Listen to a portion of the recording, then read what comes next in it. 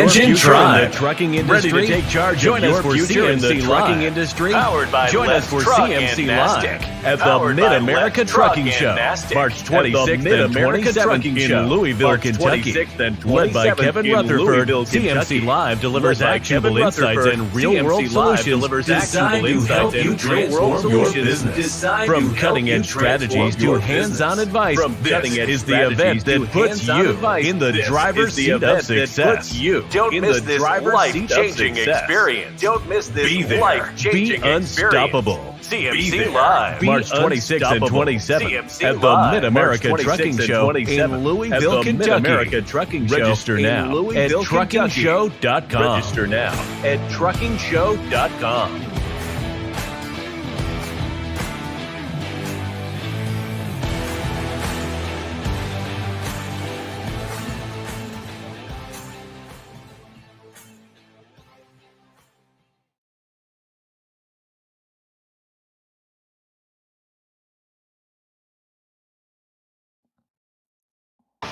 Your money, your taxes, your truck, and your road to success in the trucking industry.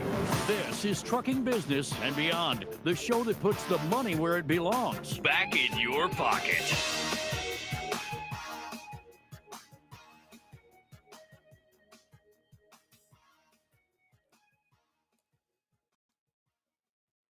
Good morning, you beautiful bunch of Fockers. Welcome to my world. I'm your host, Kevin Rutherford. It is Thursday, January 9th. We're going to get right to it today. We've only got an hour, and I've got a very special guest I'm excited about talking to. I'll give you a quick rundown, and then I'm going to bring him in and let him tell your story. Ted will be joining us, Ted Johnson, and I'll let him tell you about his company. He is the youngest ever graduate of the CMC. I think he came the first time when he was 19. He'll correct me, and I think he came to the CMC in 2014 and 2015. I love Ted's story, one, because he was so focused and so committed at 19. And I think about myself at 19, and there's almost no comparison. I had zero focus. I had no idea what I was going to be doing with my life. Not only that, though, Ted's journey really kind of embodies what I teach, and a lot or almost all of what I teach. Now, I am not taking any credit for Ted's success or Ted's company. If I thought that I had any credit for that at all, I'd be asking for 0.5% of his profits every year. Ted did all the work. What I did was what I do. I put out the education. Lots and lots of people hear what I say and do nothing with it, and that's their choice. Many people take bits and pieces, and that's fantastic. I love that. I really like the way Ted built his company, whether it was what he did learn from me, what he learned along the way, what he learned from other books or other people. But when you look at what he's built, is pretty incredible. I also watched Ted struggle a little bit during the downturn, and I think he's back now. I think he's got some breathing room, which I like even more. I like the fact that Ted had to struggle, and I was watching him and kind of holding back. I didn't want to start. I don't give him. I don't give advice when it's not asked for, and it was hard because I care about Ted and I cared about his business, but I sat back and watched, and I think he pulled it out. So we're going to talk to Ted right now. Ted, good morning. Hey, good morning, Kevin. How are you doing, sir? Good. Did I get most of it right? Yeah, it was right around 19 or 20 when I came to the CMC because I think we were battling getting me in because I wasn't 21, and that's what you needed to be to stay at the casino. I know. If I remember right. That sounds about right. Yeah. And when we had the reception and everybody got a couple free drink tickets, you had to give yours away because you weren't allowed to use them. As far as we know. Yeah. That's right. Now, if you want to talk about those kind of stories, I can go back to 19, and I can probably one up you on those kind of stories. But I really admire your focus and your drive and what you were doing at that age. I thought it was pretty incredible, and I had a feeling I'm pretty good at picking who's gonna do well in business. And I had a very strong feeling you were going to do impressive things. And then we got busy, and I went my way, and you went your way. And the next time I saw you on social media, and you were talking about a company and offices and employees, I was just blown away, and I couldn't have been happier. So, kind of give us the story from CMC. You came 2 years.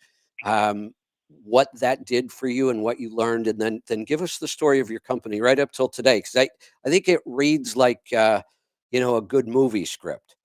You have that success and everything's going great, then you have that big setback, and are we going to make it? And I think well, I'll let you tell the story. Go ahead. Okay, you may have to help me keep on track, but you Okay. mentioned something there a little bit ago about, staying focused. And I only learned about this later, but, Warren Buffett and Bill Gates, I think it was Warren Buffett's wife at the time when she was still alive. She asked Bill Gates and Warren Buffett, what's what's the main drive, or what's the main thing that keeps you or makes you guys so successful? And instantaneously, both of them answered at the same time. It was focus.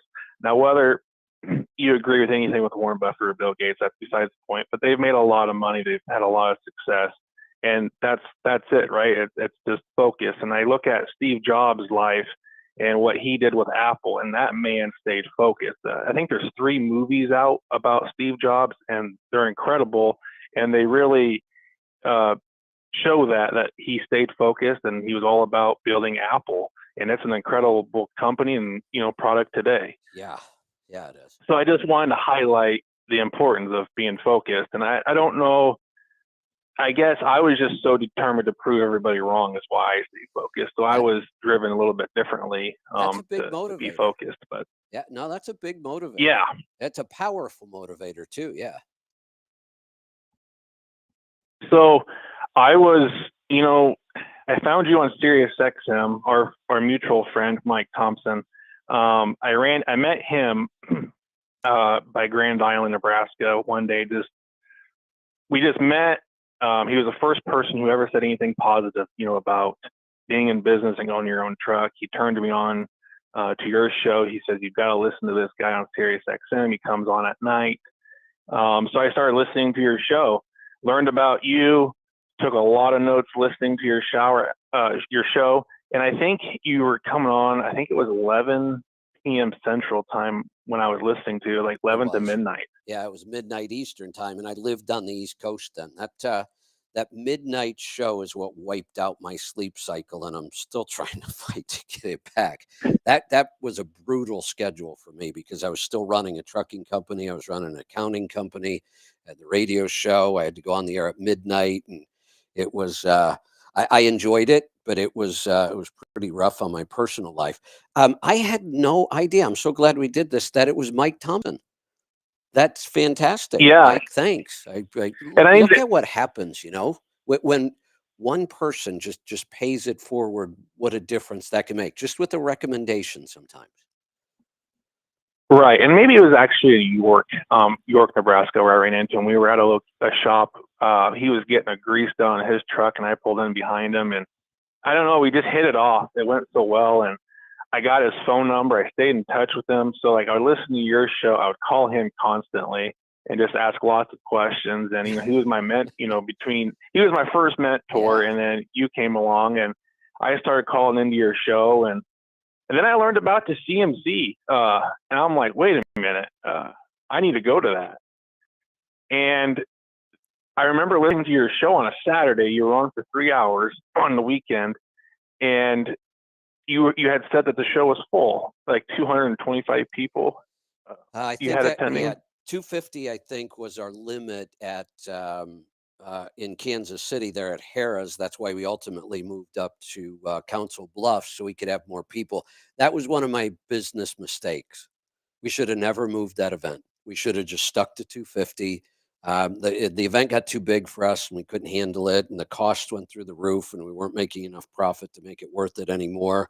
And it was taking about a half a year to plan for the event. Really, Lisa worked on it all year, but a lot of us had to put a lot of time in, and then when we kind of rethought the whole event, COVID hit, and we just took a break for a couple years. Now we're excited about bringing it back.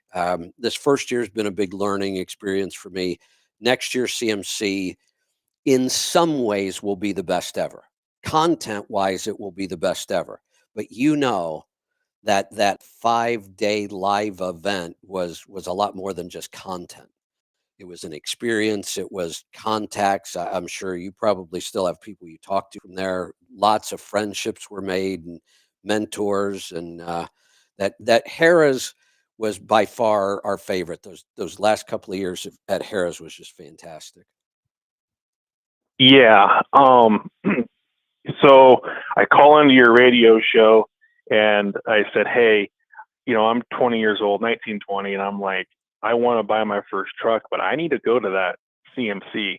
And you didn't hesitate. You said, okay, you're coming, and you're coming on my dime, my ticket. And I think I just paid for my motel room, and that was it. And the rest was on you. Yeah. So, well, I was so excited about somebody at that age with that kind of focus and drive. As soon as I talked to you on the radio, I didn't even need to meet you in person. I just thought, this is somebody who's going to be successful, and this is somebody who's going to make our industry better. And you have.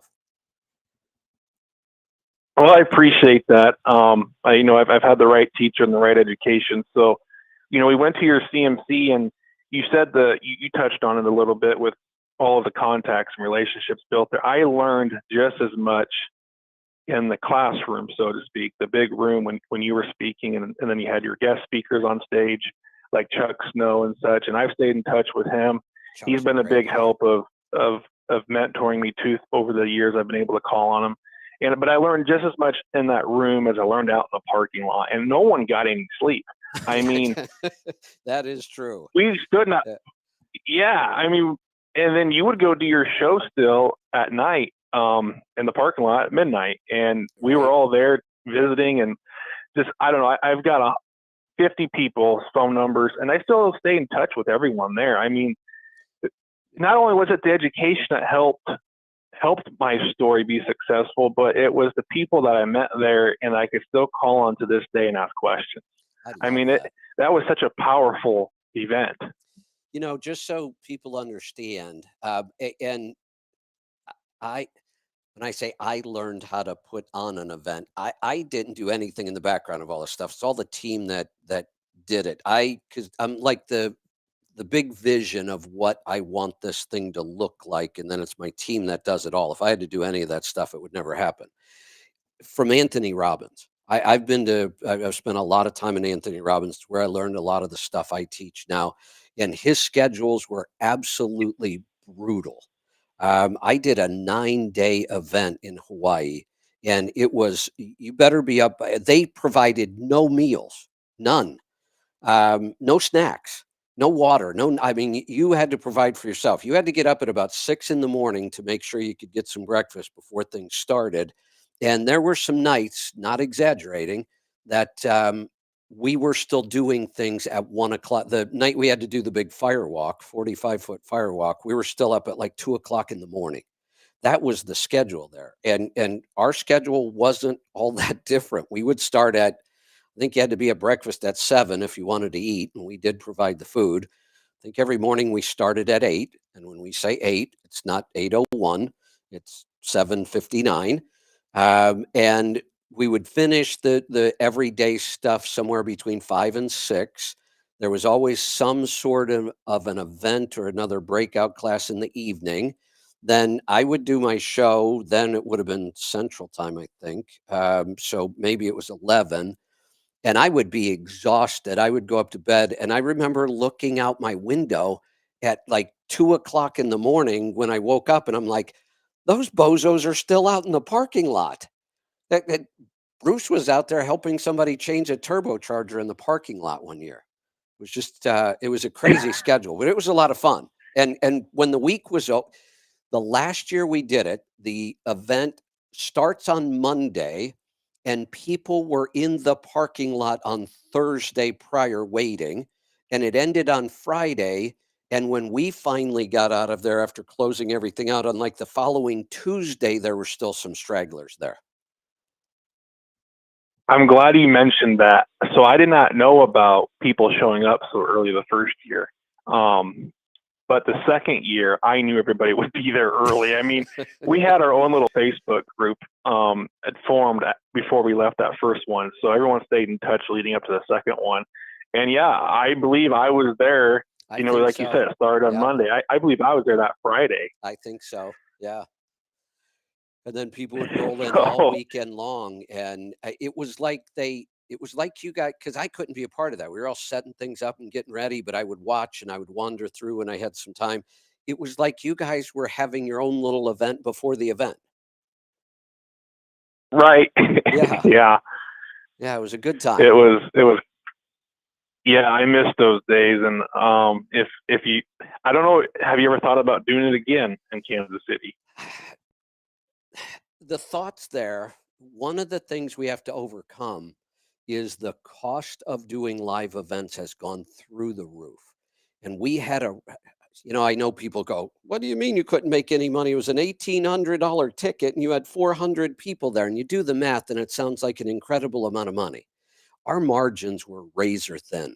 And honestly, like I said, we spent so much time all year on it.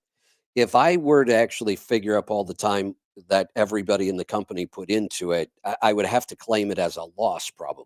Now we got a lot of cash flow and all that stuff, but it takes time away from where we could have been making money somewhere else. And we would have kept doing it had we stayed there. Well, COVID would have changed everything anyway. But I would have been happy with those margins. When we moved it to Harrah's, our margins just disappeared completely. And I said, we can't do this. It's going to kill us as a company. If I could go back to Harrah's and do it at the same margins, we would do it. I would probably have to double the ticket price.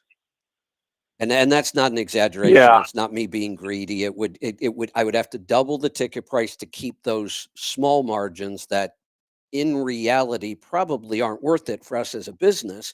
But I love the experience so much, and I love stories like yours. So we would do it. If I could go back and say, look, guys, this is going to be $3,500. That's the only way we can make this work. I would love to do it again. Okay. Yeah. Well, like everything involved in trucking, it's all razor small margins anymore. So the education side of it isn't much more profitable than the actual trucking business these days. Exactly. Well, but I've been to 5-day business seminars with Anthony Robbins and other people. It is not unusual for a 5-day business seminar to be $10,000, and we were doing it for $1,800. But that's just our market.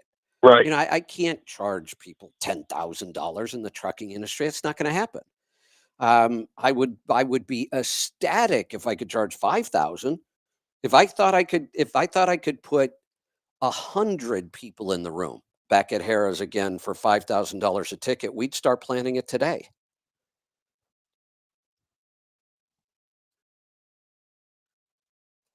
Interesting to see if we could pull it together again, because it was a lot of fun. Learned a lot. I mean, this was the beginning of my journey in learning. Where I'm at today. This was a big stepping stone for that. So I did 2 years at the CMC. The first year, after that, I went home, bought my first truck. I think the CMC was in May, and then I bought my first truck in July, August area of 2014. Nice. Because I had just turned 21, so I could go across state lines. And I still have that truck in the fleet today. It's a 1999 Freightliner Classic FLD. Do you really? That is so cool. Yep. I love that. I have a driver in Texas, down by the Dallas area, drives it. It goes across the country. I mean, it goes from Nebraska all the way to Miami, Florida, to Houston, to Michigan. I mean, that truck goes everywhere yet. I love that. So any plans to keep it and kind of restore it and just keep it around even when you take it off the road? Maybe. The thing I did with it was I lease purchased it to my driver in Texas, and he's got it paid off. So okay. Well, good. he's having me. Good. Yeah, maybe I can buy it back from him. You But know, I I think about that. I still think about my first truck. Now, if anybody could see my first truck, I've posted pictures of it. They would think I was an idiot for restoring it and keeping it because it was. Now yours could be beautiful. It's a classic. Everybody loves that truck. Mine was a little short nose road boss day cab. Pretty beat up. Probably had 4 million miles on it because it came from Roadway. But if I could, I would buy that truck back in a heartbeat, and I would restore it just for the fun of it. But yours, that could be when you start getting up to my age, you start thinking about that kind of stuff. Boy, remember that first truck I had? If I could have kept mine, I would have. yeah, yep, understood. So then I did my own thing for a couple of years just by myself with that truck. Last year I pulled a grain hopper. I hauled commodities with it, and then I came back to the second CMC, still doing the same thing. And then I started to have ambition after the second one, like maybe one day I'll start to build a fleet. And that's what I did. I think I'm 31 now, and I think I was 22, 23 when I leased on my first owner operator. Wow.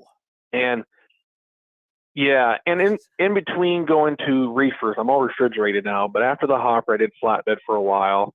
And I was just talking to a gentleman last on his show, and I told him it was the winch bar in the face that I decided that the future for me was not flatbedding. Got it. Yep. And I get yeah, it. I get it. Yeah.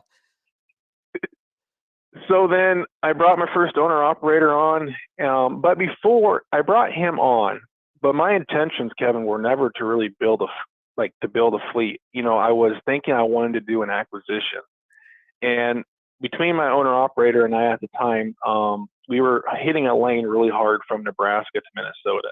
And I had found a trucking company for sale privately. It was a father-son operation. They had 25 trucks, 60 reefers. It sat on 40 acres. All the trucks could fit in the shop that was heated. There was a house on site and a big office and fully staffed. Wow.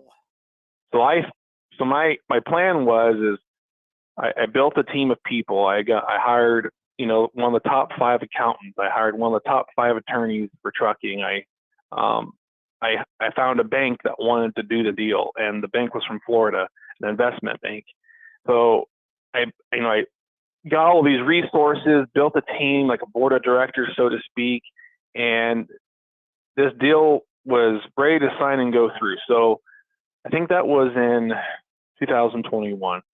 And my wife, Sarah, and I spent many weekends driving up to Minnesota to visit with the dad, his wife, the son, putting this deal together, structuring it, how it would look out, how payments would look, the payout, etc. And then when I was still driving the truck, I would still swing by. And we put a lot of time into structuring this whole thing. And we went up to sign. Everyone's there, the accountants, the lawyers, the bank. Everyone's in Minnesota to sign this deal and have it go through.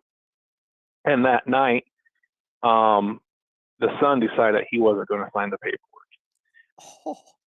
Couple of things. He just decided that I was getting too good of a deal.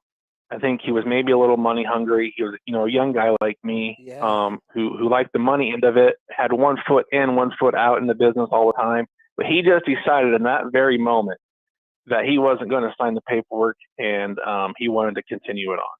Unbelievable.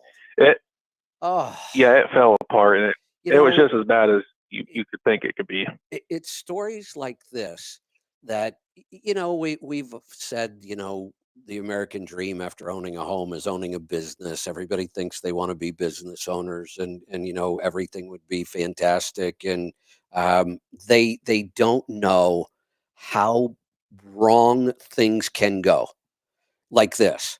The amount of time, the resources, the money you put into this, the planning, I know what you were dreaming about all day long while you were driving, right? This is a big, big deal. That's like Right. What a beautiful setup. And for you to be able to pull all those resources together at that age is incredible. And then, what a heartbreaker. Yeah, and it was a beautiful operation because the father was ex-military, and ex-military people do very well having things organized and Right. always clean. It was the perfect setup. It sounds like it. Wow.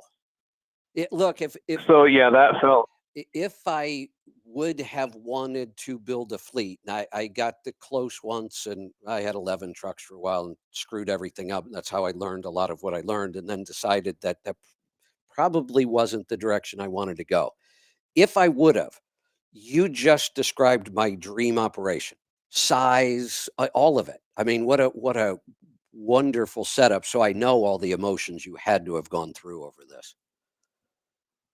my family and I and the kids. Like we were planning on transferring them to the school in Minnesota. Oh yeah. We had Wow. plans to move. It was like Whew. all we needed to do was this was the easy part: sign the papers and it's done. Right. Right. Oh, I can't even imagine.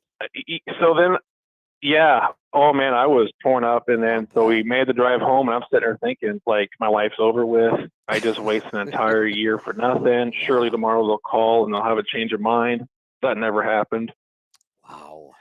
So Wow. I just kept doing my little thing with my truck and my owner operator, and I remember sitting on a step between my dining room and my living room, and my wife Sarah looks at me, and she goes, "You've got to come back from this." She's like, "I've never seen you so depressed." She said, "I was the most depressed she's ever seen me in my entire life." I'll And bet. it was probably a go ahead. No, I was just saying, yeah, I can imagine that, how what that had to feel like. What happens is it takes away all your direction. You had such a late we go Right. back to focus again. You had such a laser focus. This is my future. This is my family's future. And you put all that work into it, and then it's gone and you feel lost. Is that a good word? Yeah. Like, what do Yep. I do? It What's took my me a purpose? What's my direction? yeah. Yeah, right. So it took me a couple weeks to figure it out, but I finally decided, okay, I get one of my, I had saved up a tremendous amount of money. I found out how much borrowing power I had because, I found it by wanting to buy this company. And so I'm like, I can still do something. And the investment bank that I was working with, they're like, well, we'll hold on to all the fees until maybe you find a different, deal or a Yeah, different path. yeah. So then I just decided I was gonna build this thing from the ground up. I was never gonna put my future in someone else's hand like that again. Like it makes a lot of sense to do an acquisition. It's already an established business, customers, like you just take over and things Right, keep going, right? right. But it's a lot harder building something from the ground up. But I decided to do that, and I went crazy. So once I decided that's what I was going to do, I was buying trucks and trailers every week. I was hiring drivers. I mean, it was unstoppable. I remember that phase. Yeah. I remember when I went through that phase, except you did it a whole lot smarter than I did. Yeah, and the trucks I bought were owner operator spec trucks, 13 speeds, and just good quality trucks and Mhm.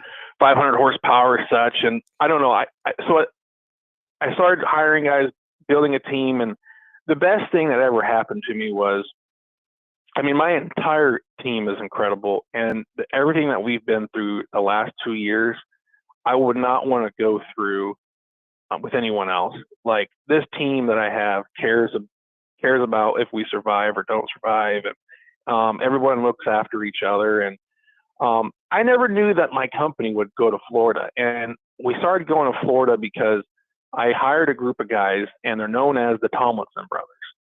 And all the brothers work here, or they all have. I've got three of the four. The father has worked here, and I thought I knew a thing or two about trucking until I hired these guys. And they said that they want to go to Florida. So I called my beef customer up and said, "Hey, I've got drivers that want to go to Florida." And my beef shipper, they do roughly 50 loads a week to Florida weekly, and we get to kind of handpick out of those 50 what we want to do. So it's Nice. a really good relationship that I Hey, have with my beef customer, and Ted, that was can I one of the stop you most there? important things. And I want Yeah. to stop you just for a second. I don't want to interrupt the flow, but there's some really good lessons in here, and that's I love your story. I want people to hear it, but I also want to help some people here. How did you get? And you don't have to tell a long story. Just some. How did you get to a point with a customer like that in your size that you got to hand pick the loads? Because that's an incredible relationship with the shipper, and freight sales is outrageously competitive. There's always somebody right behind you ready to cut a rate and steal whatever freight that you got. And to be able to build a relationship that strong where you call them up, say, "Hey, I want to start running this lane," and you get to the point where you get to pick the good stuff. What was it? How did you build that relationship? And let me say, it could Ser- be as easy. And I Service. think that, yeah, I was just going to say, here's the short answer. I kind of know what it is. It was just outrageous customer service, right? Just you did everything you could to Y- serve that customer better than anybody else did. Yeah, but I I can't take all the credit. I have a team of people who Oh, care. I absolutely. have it. Right. My drivers, all of my drivers understand what it means to be on time. My secretary knows what it means to make sure all the paperwork is uploaded. Like, I don't know that my particular beef customer, I don't think anyone does anything as fast and as good as we do it. I mean, Right. all my drivers, as soon as they deliver, we get the paperwork and everything's uploaded. And it's, I can't remember that there's a name for this technology. It's not EDI. But anyway, like, it's instantaneous. Hey, Like, the customer is instantly updated I through think their it web portal with I what we think it do. might be EDI, Checking the driver. electronic data Yeah. interchange. Yeah. Yeah. And there's one more step above that. I think that's what it is. But I mean, so anyway, like, my customer never has to ask us for paperwork. They never have to ask, is the load delivered or not? Like, we're keeping everything updated and everything's always on time. When they give us a load, we never give loads back. We get it. If my customer gives us a load, it's a done deal. They never see it again. They don't have to worry about it. And between me and my team, we get the job done. And we're not a nuisance to the customer. Right. We just Right. provide good quality service, and there's never any excuses. There's just results. And that's how I got to where I'm at. And, here a while back, I think I maybe sent you a screenshot of this. My customer was inquiring about my well-being. He doesn't, we chit chat, we have a good relationship, but I don't necessarily bother him because he's a busy guy and the Right. shipper does thousands of loads a week. And he sent me an email, and the only thing in the email was the subject line, and he just asked if I was alive. That's awesome. That's when it we say business is business and personal is personal, but if you run a good business, it's impossible not to have good personal relationships with, and it might not be that you go out to dinner with them or go to the ball game or whatever, but that this is more than you're more than just a vendor to them when they send you an email like that. Right. Yeah. And one of the things I did to land my first beef customer, who we don't do a lot of work with, but it's the best load in our entire company. My first beef customer, I hand wrote a letter to him, just told him who I was, what I wanted to do. And a couple of days later, I get a phone call, and he asked me when I wanted to start. So that's how we got into the refrigeration business. Now, one of the things, I kept listening to you and everything I had learned from you. Things were really good coming out of COVID. But you always warned people on your show, one day this is going to end. Right. We're going to see a downturn, and you Right. better have relationships in place. So, you hit it on that really hard. I took that to heart. And even though at the time I had my first beef customer and everything was going really well, if I hadn't taken your advice to heart, I would have really struggled or been out of business the last 2 years, because I kept searching. I kept going for more customers, and I wanted to see how far I could take this. So, I landed probably the biggest meat packer in America. A very small trucking fleet like me at the Yeah. time, Yeah. there was only 2 or 3 of us when I landed the big one. And at the time, though, things were really hot. Right. Anybody would talk to you, and I took advantage of a hot market. And thank goodness I did, because it was the biggest beef packer in the nation that kept my business going. Because my first customer, they decided to buy a trucking company. Well, they already had one, but they bought another one. Oh boy. So they didn't need as many as outside carriers, right? Right. And at the time that they did that, the downturn in trucking was starting. So I'm glad I didn't have all my eggs in one basket, so to speak, and I kind of diversified my customers a little bit. And my big beef packer has just kept us going in business. And if it wasn't for them, we wouldn't have survived. Because if I was counting on brokered freight only, it wouldn't have paid the bills. And it didn't for a lot of companies. I mean, we've seen a lot go out of business. Absolutely. And I just read yesterday that the number of brokers that have gone out of business in the last 24 months, and the number shocked me how big it was. I'm pretty sure I saw you post a couple times some numbers. You were actually in the red, right? I mean, no profit coming out of the company at all. Is that right? yeah, there was this. Basically, I'm well. The books are closed, and I'm less than 1% net profit. Got it. That's people don't understand what that means. That means that your family, now employees get paid. They have to. That's not an option. But it sounds like you probably had a lot of employees that really helped you through this. But what they don't understand is you're doing all this work, probably working just as hard as you have in your life, and you have no money. None. You don't get to take Correct. money home at that point. You have to have money to live on to just get you through that, or the company does go out of business. A company can run at a loss if the owner can afford it.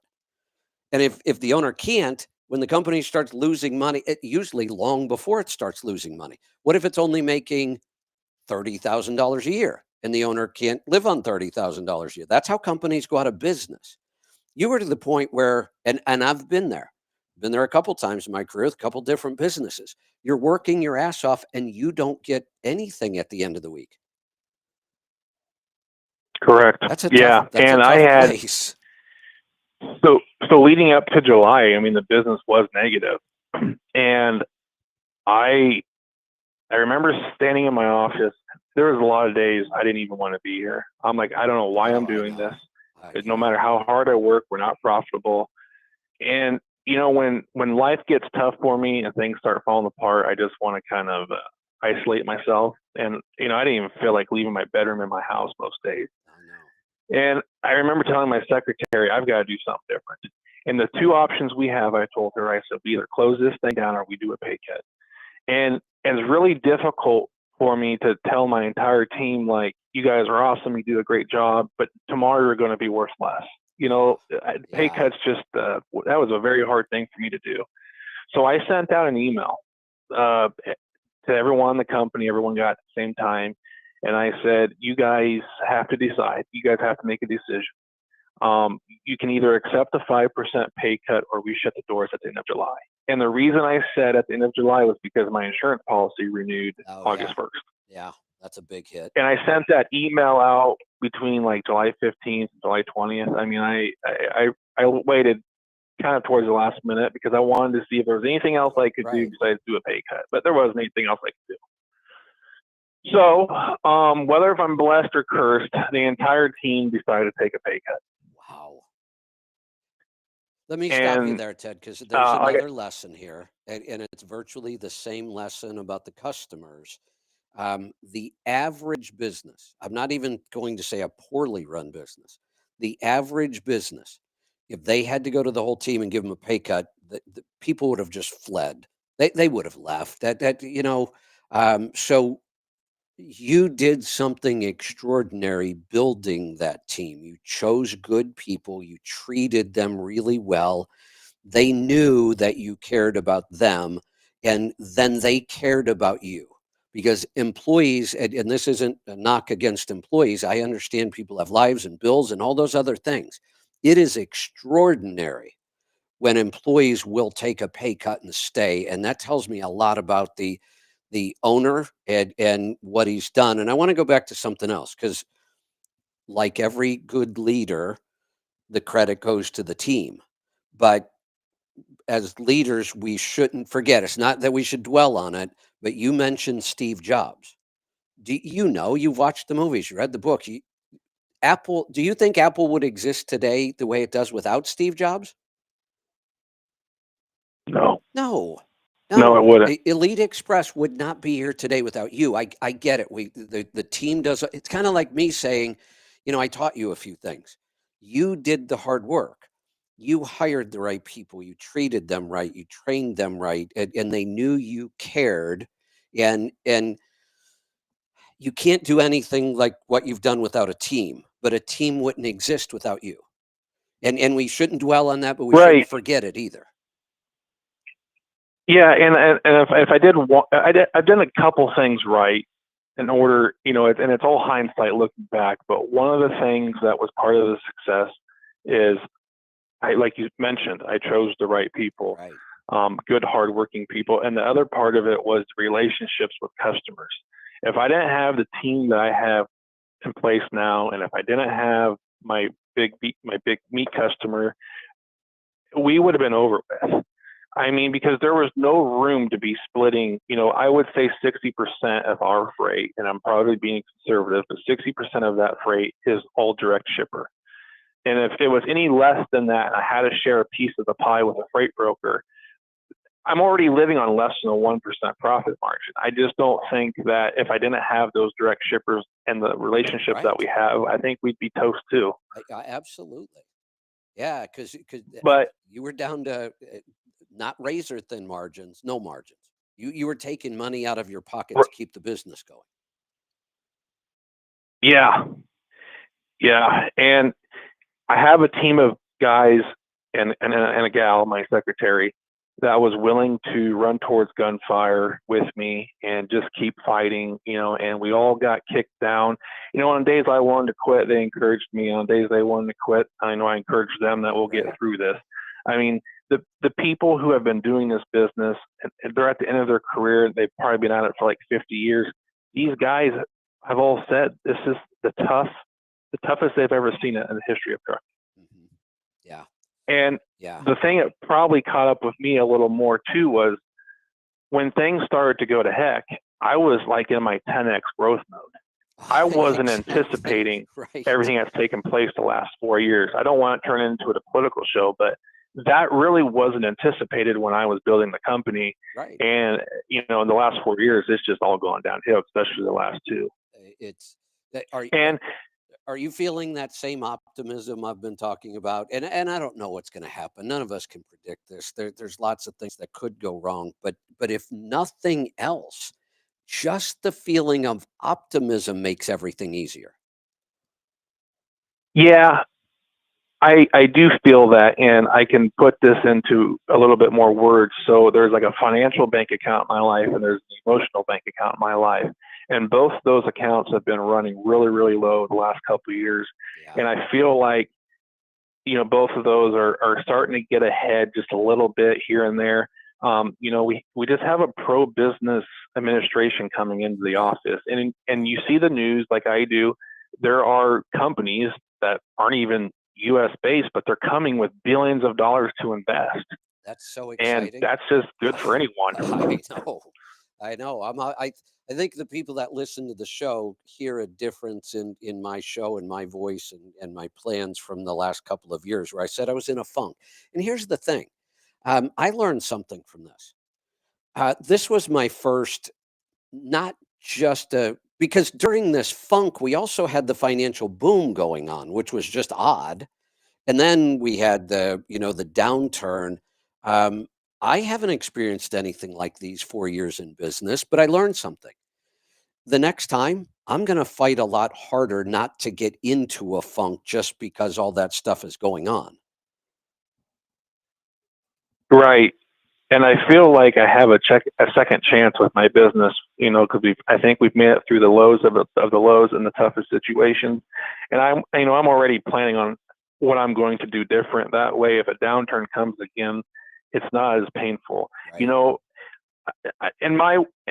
this is just one man's opinion, but I don't necessarily believe in work-life balance. It's one or the other, and there's sacrifices to be made. And people wanting to do this kind of work and this kind of business, you have to sacrifice an awful lot. And my days in the office are anywhere from 12 to 18-hour days. Yeah. It's just how bad. What are we dealing with? And on top of it all, we had a lot of accidents this last year, and we've never had one prior to this year. And the accidents were all caused by the other party. Right. So we always turned out okay after the accident was over with, collecting insurance checks, etc. But how painful that is to go through all the paperwork, the process. And Right. I mean, it ties up money for a while because you got to get the trucks repaired. You lost out on revenue with the loads. Yep. And then it all comes back eventually, but the cash flow gets messed up in those situations when you're already on a thin profit margin. But and for those who also want to do this, build a fleet, be an owner operator, you have to have an accounting system in place. And Kevin, to this day, I still use your system, and it was the system I started when I had one truck, and now I have 12. And your system is still the same system I use today. And if it wasn't for your software finding the profit and amongst all these numbers, I would have gave up. But it was doing my accounting at the end of every month and getting it done right away and looking to where we were at. If it wasn't for that, I would have lost hope. You have to see where you're at. And it was a little thin profit that just kept me going. Can I ask you a favor? Yeah. We are, I have a call the minute I get off the air here. I have a call. I've been talking about it. There's some new technology hitting everywhere that is kind of hard to explain, and I still need to get my head around it, but I think it's going to revolutionize our software. And while I want to make sure I'm taking advantage and I'm going to build the best thing I could possibly build, would there be a way that I could come out and spend a couple of days in your operation and look at how you're using the software and run some ideas by you? And maybe even get you to be Absolutely. like a beta tester for the new program as we develop it? Yeah, I think that would be great. I would love that. I think you still have your RV, right? I do. Okay, and then Mike Thompson has his big RV. I need to bring both of you guys here at the same time, and we're going to take up the main street of Shelby. And we'll be doing the show from there. Right. Yeah. And so there's a little bit more. There's a little bit more to my story. So I just was mentioning Shelby, where I'm at with my business. But when I got to 6 or 7 trucks building my fleet, my wife said, "Okay, it's time to find an office. You're out of the house. You've taken up the dining room. You've taken up this room. You've got to go." So in small town USA, there's not a lot for commercial real estate, right? So I had to buy a house. Did you really? For an office, and and it was a 3-bedroom house with an unfinished basement. And so we were there for 2 years. Well, some things were taking place within the family, and my wife had to move out of our current house that we were living in.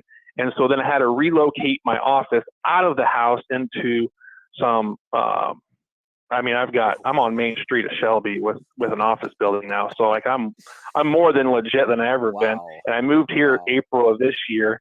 And my old office is actually the house I live in now. We had to finish the basement, redo the house and stuff. But so that was kind of, just bits and pieces of my story where, my first office was a house. Now we're on Main Street of Shelby, and it all comes within time, but there's not much commercial real estate in small town USA. But when I needed to find it, I did find it, and I got a spot now. So I absolutely love this story. I knew little bits and pieces of it. I didn't know all the really cool stuff, the details, the emotions, the struggles. I love that stuff. You're my hero, Ted. I swear. I love what you've done, and I'm just blown away by what you have accomplished at, what did you say, you're 31 now? That just... Yep, 31. Thanks for coming on. And I'm serious about this idea. I'll make this happen. I'll figure out how. I hadn't planned on getting the RV out for a while, but if all this happens as fast as I think it might, this might occur here within the next couple of months. But if I'll make it happen, and I'll look forward to it. That'll be a lot of fun. And I can't think of anybody that could help me more build this the right way for a small fleet like yours. And that's our goal. I mean, we have the best software on the market for one truck, hands down, no doubt about it. We've always known that. And now it's time for us to put on our big boy pants and build a really cool suite of tools for a company like yours.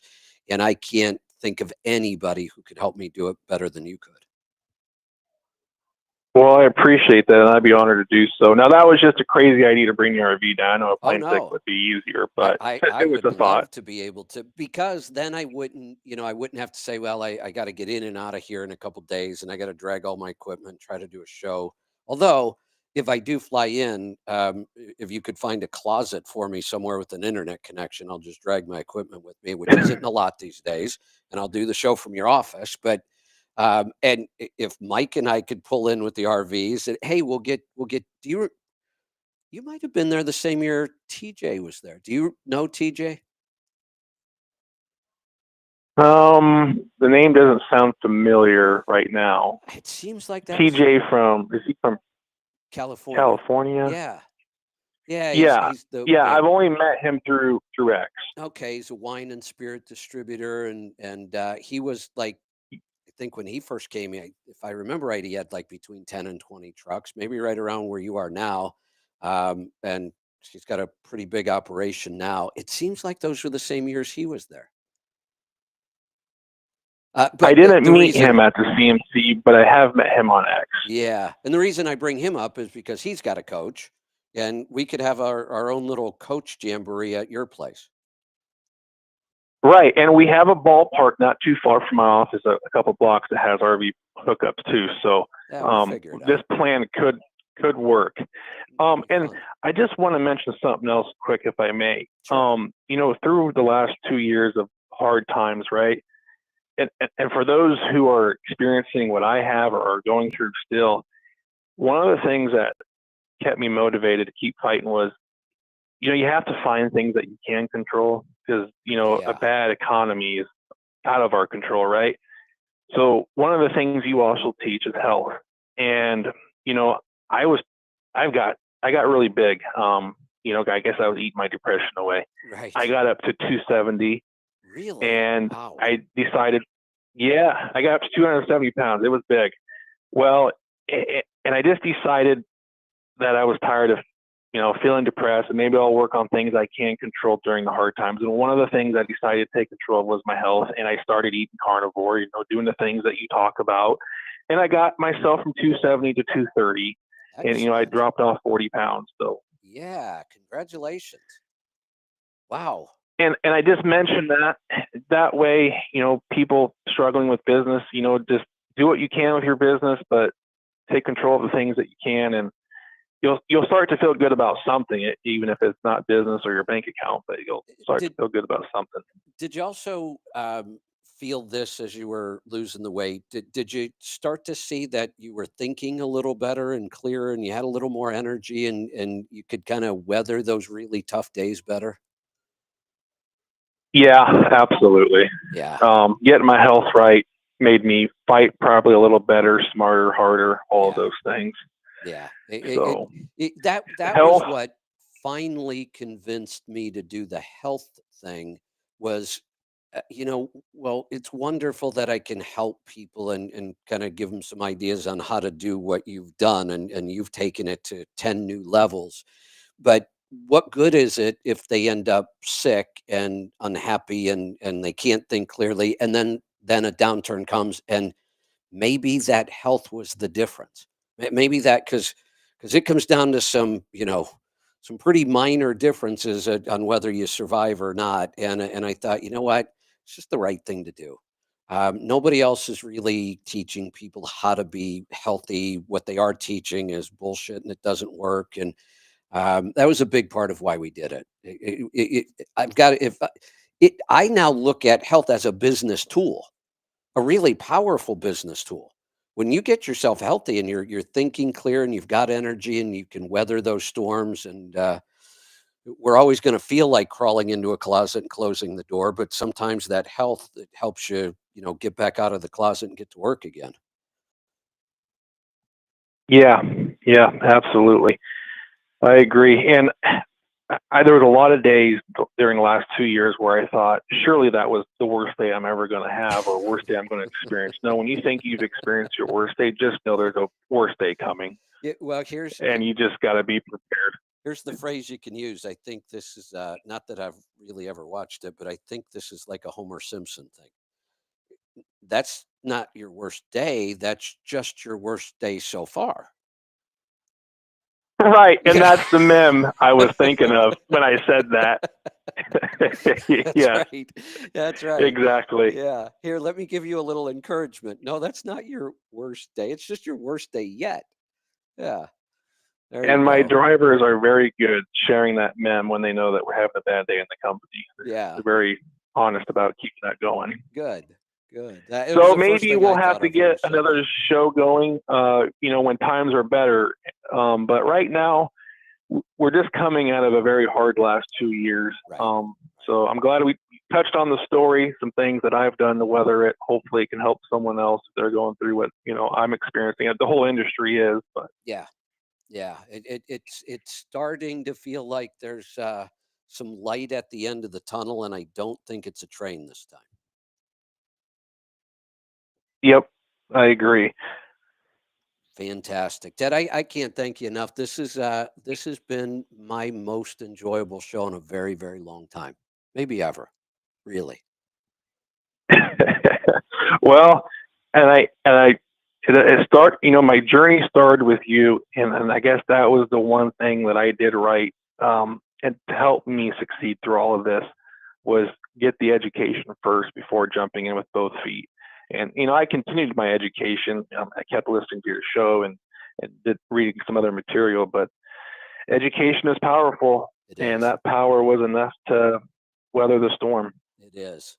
All right, Ted, we are going to be talking soon. I'm sure of it. Okay. Hope to see your coach on Main Street soon. That'll be fun. We'll talk soon. Take care. All right. I have, hey, Jerry, I know you were holding, and I wanted to talk to you. It sounded like you had some great stuff to talk about. There's no way I was interrupting this story. So you call tomorrow at the Open, and you and I will just, you'll be part of my Open tomorrow. Let's go to, I will take one quick call here. We're going to go to Wisconsin. Dan, you're the sole caller today on my show. Hi, Kevin. How you doing? Good. What can I help you with? Been a long time listener. Well, thank you. So if you have, I can explain crypto to you a little bit, and I have a story that would probably knock Dave Ramsey off of his chair. So I am calling anonymously. So got it. All right. But, so give me the lowdown on crypto. Now, are you going to tell me about crypto as a currency or as an investment? I'm going to tell you neither. Oh. I'm just going to start at the basic and kind of get you the lowdown. Sure. But so basically, I have to tell you, you have 2.5 minutes. Okay. Well, I don't think we have. Maybe I'll call back tomorrow. Is that okay? Yeah, let's do that then. To do it, you're never gonna. It's gonna last longer than that. But I could tell you my quick story if you want. Sure. That is gonna go as opposite anything you ever believe in financial investing. Well, that kind of stuff makes me think. So basically, I was a hotshot car hauler, actually 2 rounds, like right before COVID and kind of during COVID, just because I was bored with my life. And I have a restaurant also, and so I was just trying to find new stuff to do, but I can talk about that later. But basically, I was being bored, and I wanted to get into crypto mining, so I started doing that. And then I found this certain crypto, and it's a new thing that's going to probably change a lot of things. But I believed in it so much, so I sold my house and I had a brand new Ford Platinum Explorer. Sold all that. I took every dollar I could come up with. Wow. Bought that crypto. Okay. And I am single and I have no kids. So, and You I could still, take I left the restaurant you could take a as big a risk, because backup that is a plan, even though huge risk, and you were all in. I was almost going to sell the restaurant too, Yeah, but you were I all decided in. it better.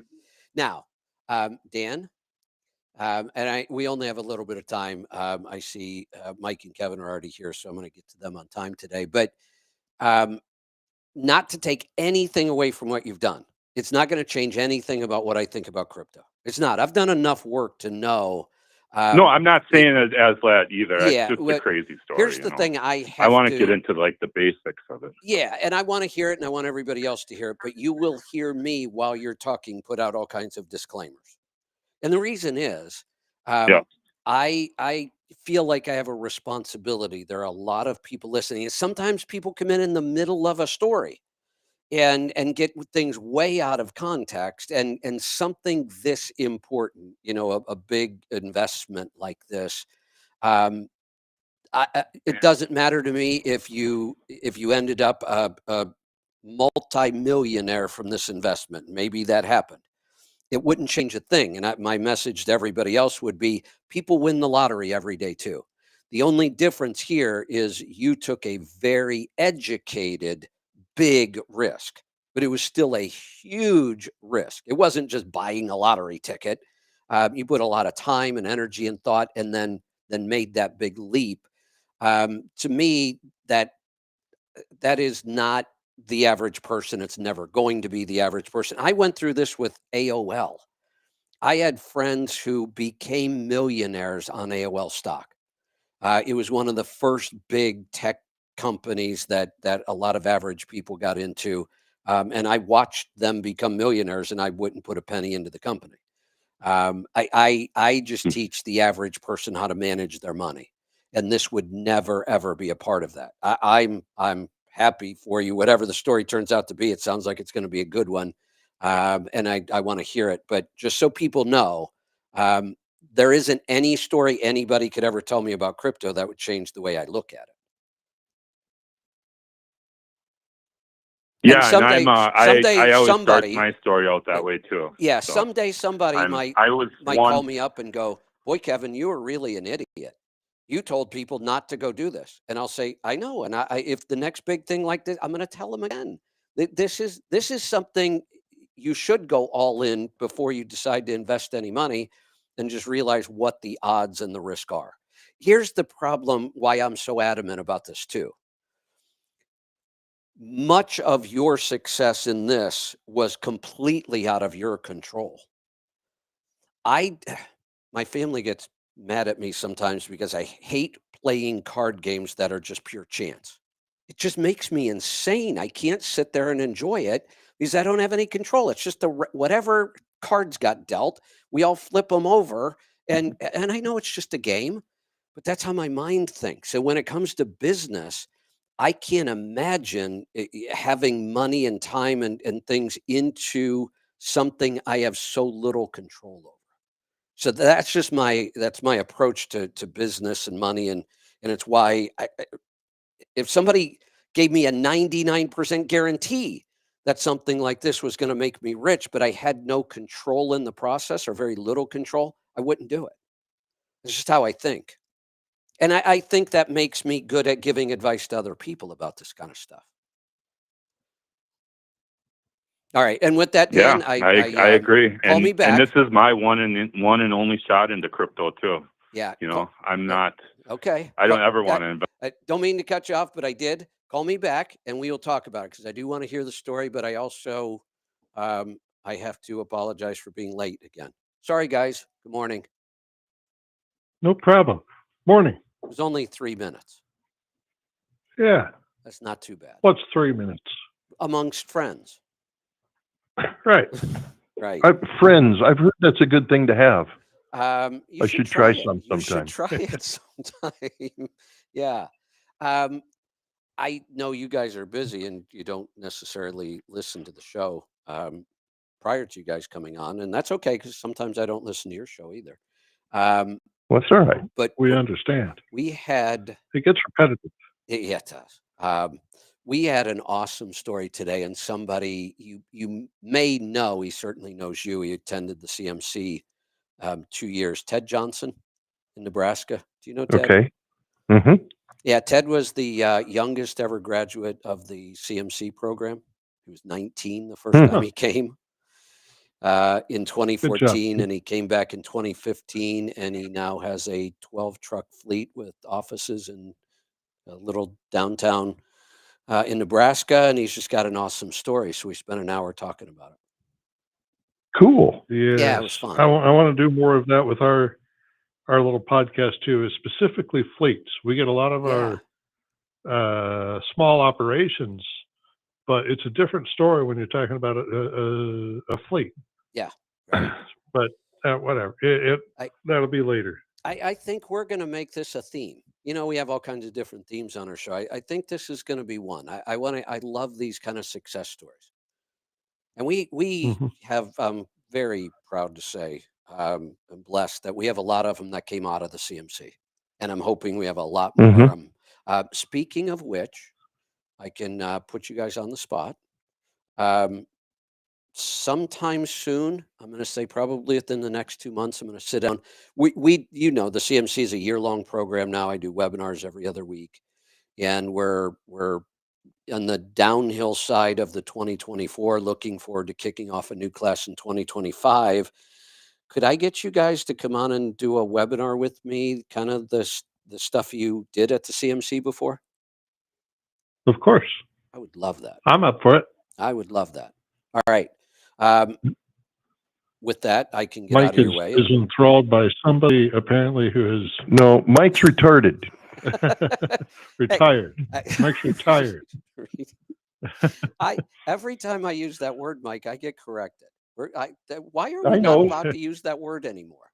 How are we supposed to explain to somebody how you retard timing on an internal combustion engine if we can't use that word? Yes. Yes. Right? Slow timing. We're going to slow the timing down. Yes. All right. I will But get out of the way.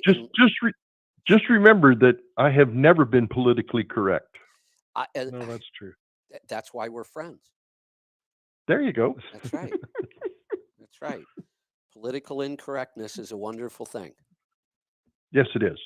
Good. All right. All right. I bet there's a lot of people that want to talk to you guys today, so they should all pick up the phone right now and dial 855-950-3835. Or for those people who are now into 2025, they can just hit that little button on our app. There's no phone calls. You just tap that little button that says "Call Now," and they'll be talking to you.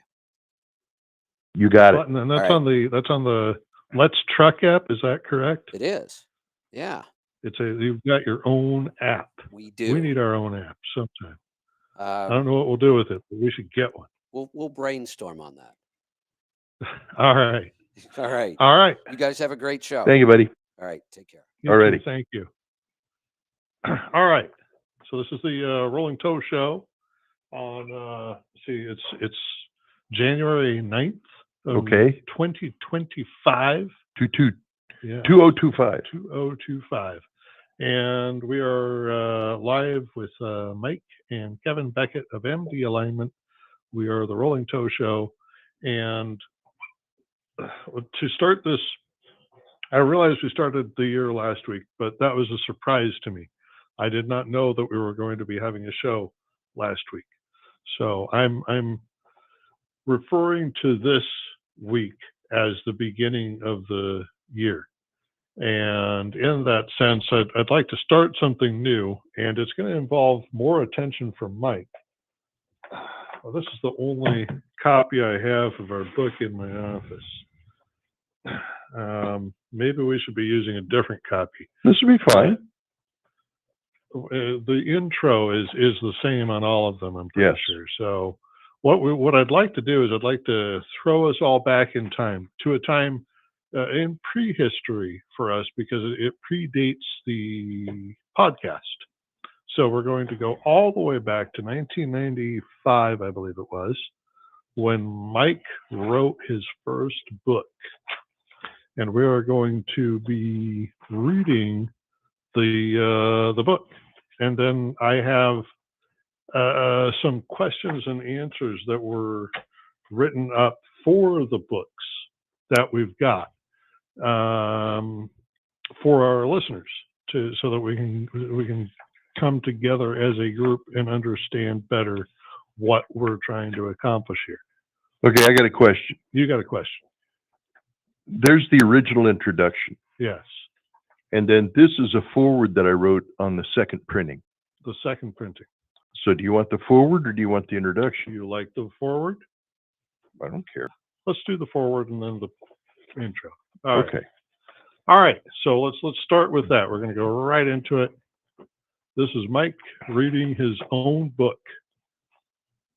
Well, okay, and it's called The Common Man, Truck Wheel Alignment, A Common Man's Guide. It was originally written and published in 1996. And then it was republished. We did a second printing in 2000, and I wrote a forward in front of it. Now we say we published it. We went ahead and you had it published yourself. You went to a printer. What was that guy's name? I don't remember. I don't remember. The printer on the east side of Des Moines. Park Printing, I think. And we had it printed ourselves. Yeah, I tried to submit it to Motor Magazine, to Motor, Chilton's and stuff, to see if they would nobody was interested in publishing. Nobody was interested. So we self-published this. Yep. Yeah. Okay. So the forward starts. A lot has happened since this book was first released in 1995. More than 3,000 copies have been sent to more than 10 countries on 6 continents.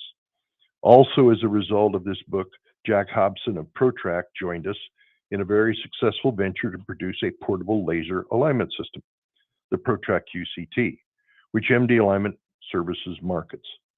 Requests for technical help from many of the countries and personal travel to South Africa, Mexico, and Canada have expanded our experience and made it necessary to separate the interesting from the useful. A truck in Shreveport with a riser block installed upside down, another one in Gary, Indiana that had a vibration because the vibration dampener on the front of the engine was loose are examples. The first was found because of basic measurements in the alignment. The second was by pure luck. It is my intention to start at the start of this to provide a basic guide to solving tire wear and handling problems. Now that is done and I read back through it, it makes perfect sense to me. However, since I wrote it, I know exactly what I was thinking at the time and can remember the last truck that I found that problem on.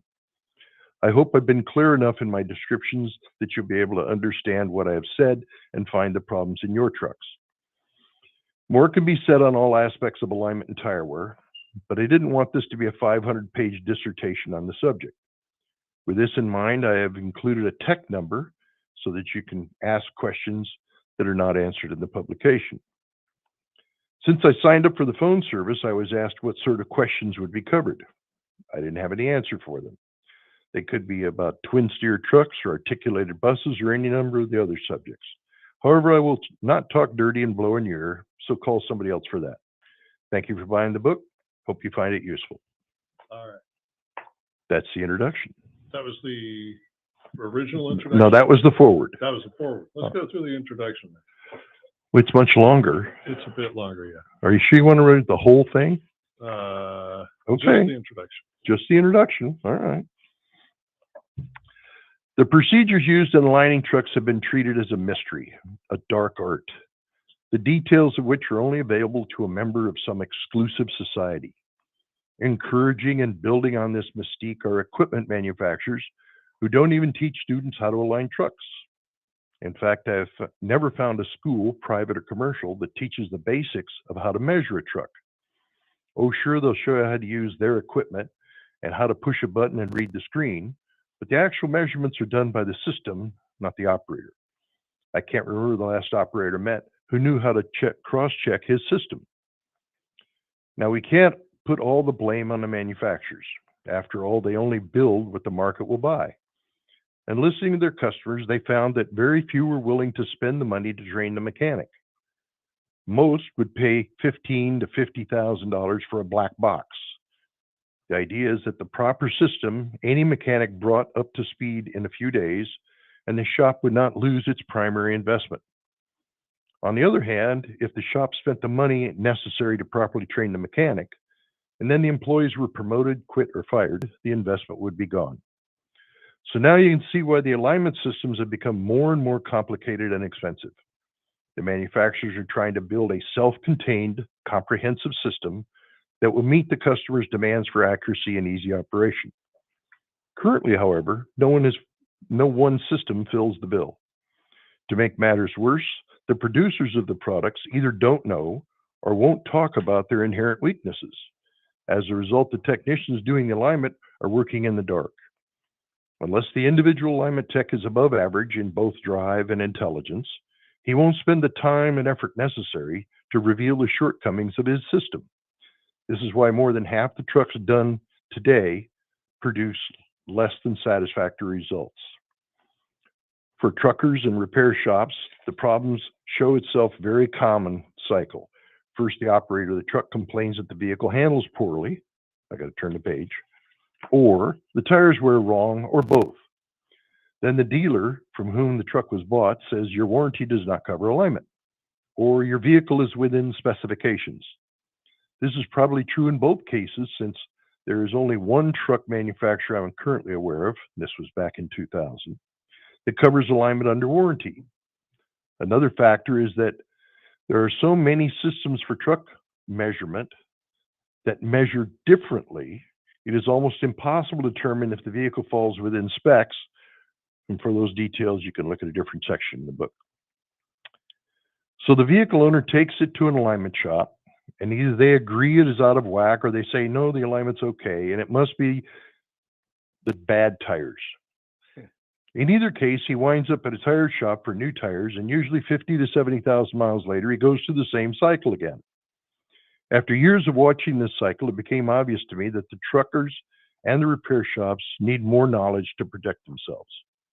My introduction to alignment, helping my dad fix a pickup truck in the driveway. After replacing the tie rod, we used 2x4s and tape measures and some string to measure and set the alignment. Miracle of miracles, it worked.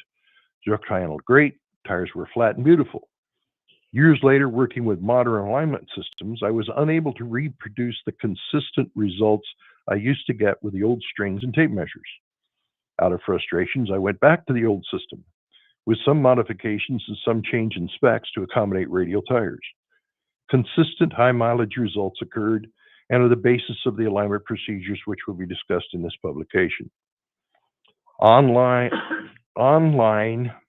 haul semi-trucks, a consistent mileage, now at this time it was 125,000 miles, today it's closer to 180 or 190,000 miles, is normal. Setback front axles reduce the mileage by about 10%.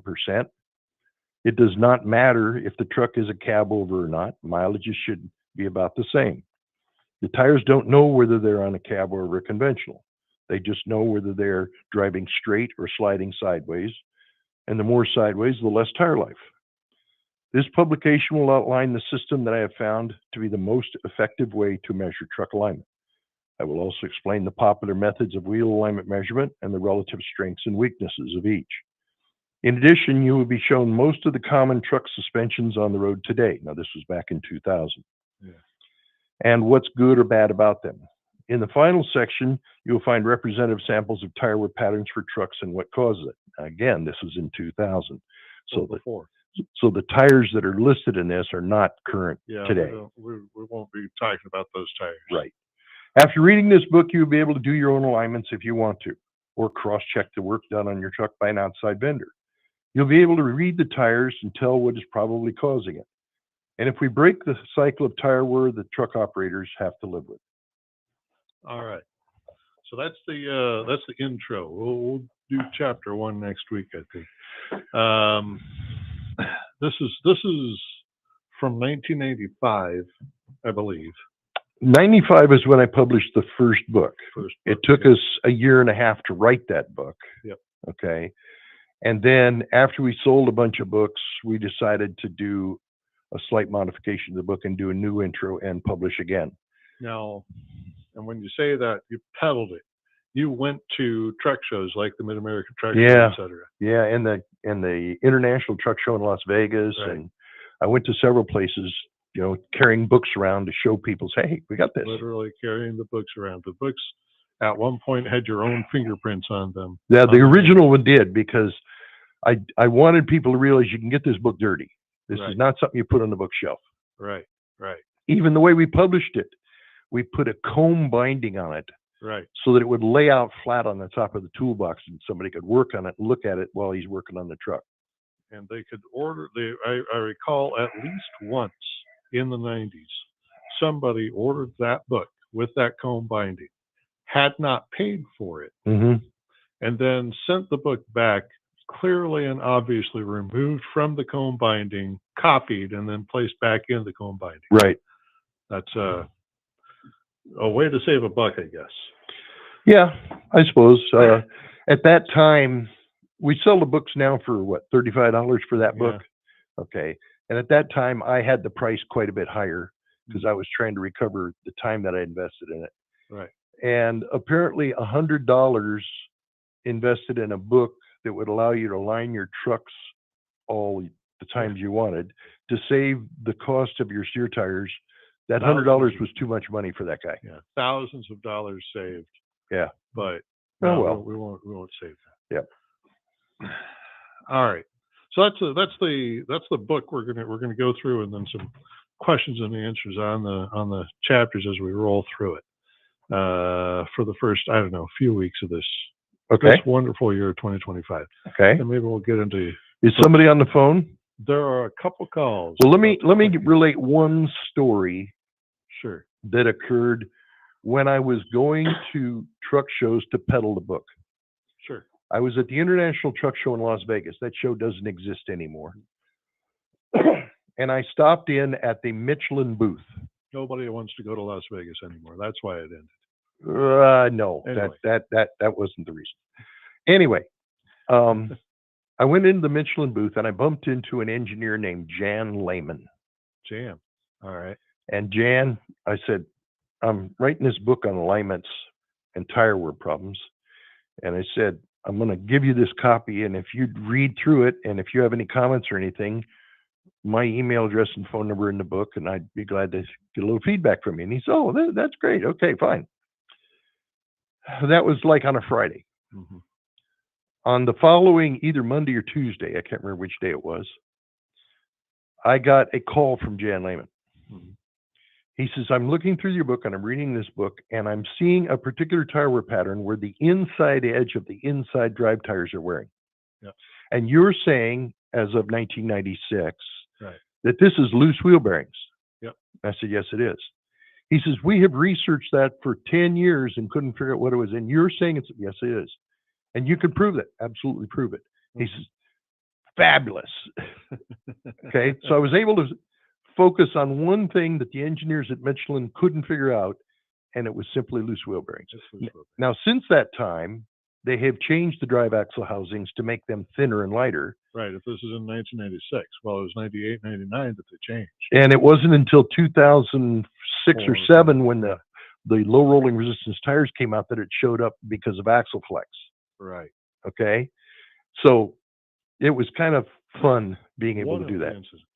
Yep. And by the way, the book that you're reading out of, the literal pages of the book that he is reading out of, it is his book, but it is printed in something called International Dealer Education. So this is from International Truck Company. Yeah, we authorized them to republish it under their cover as a part of a training program. Right. So that happened in, I think, 2001 or 2. 2001. Yeah. Same time as the 9/11. Right.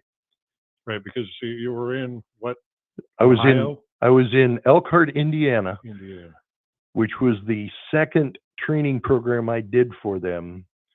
And I was in the middle of a training program when all this stuff started happening in New York. Right. Yeah. Mm-hmm. That international seminar series was the year after the new roads series with Volvo did with Kevin Rutherford. Yeah, right. All right.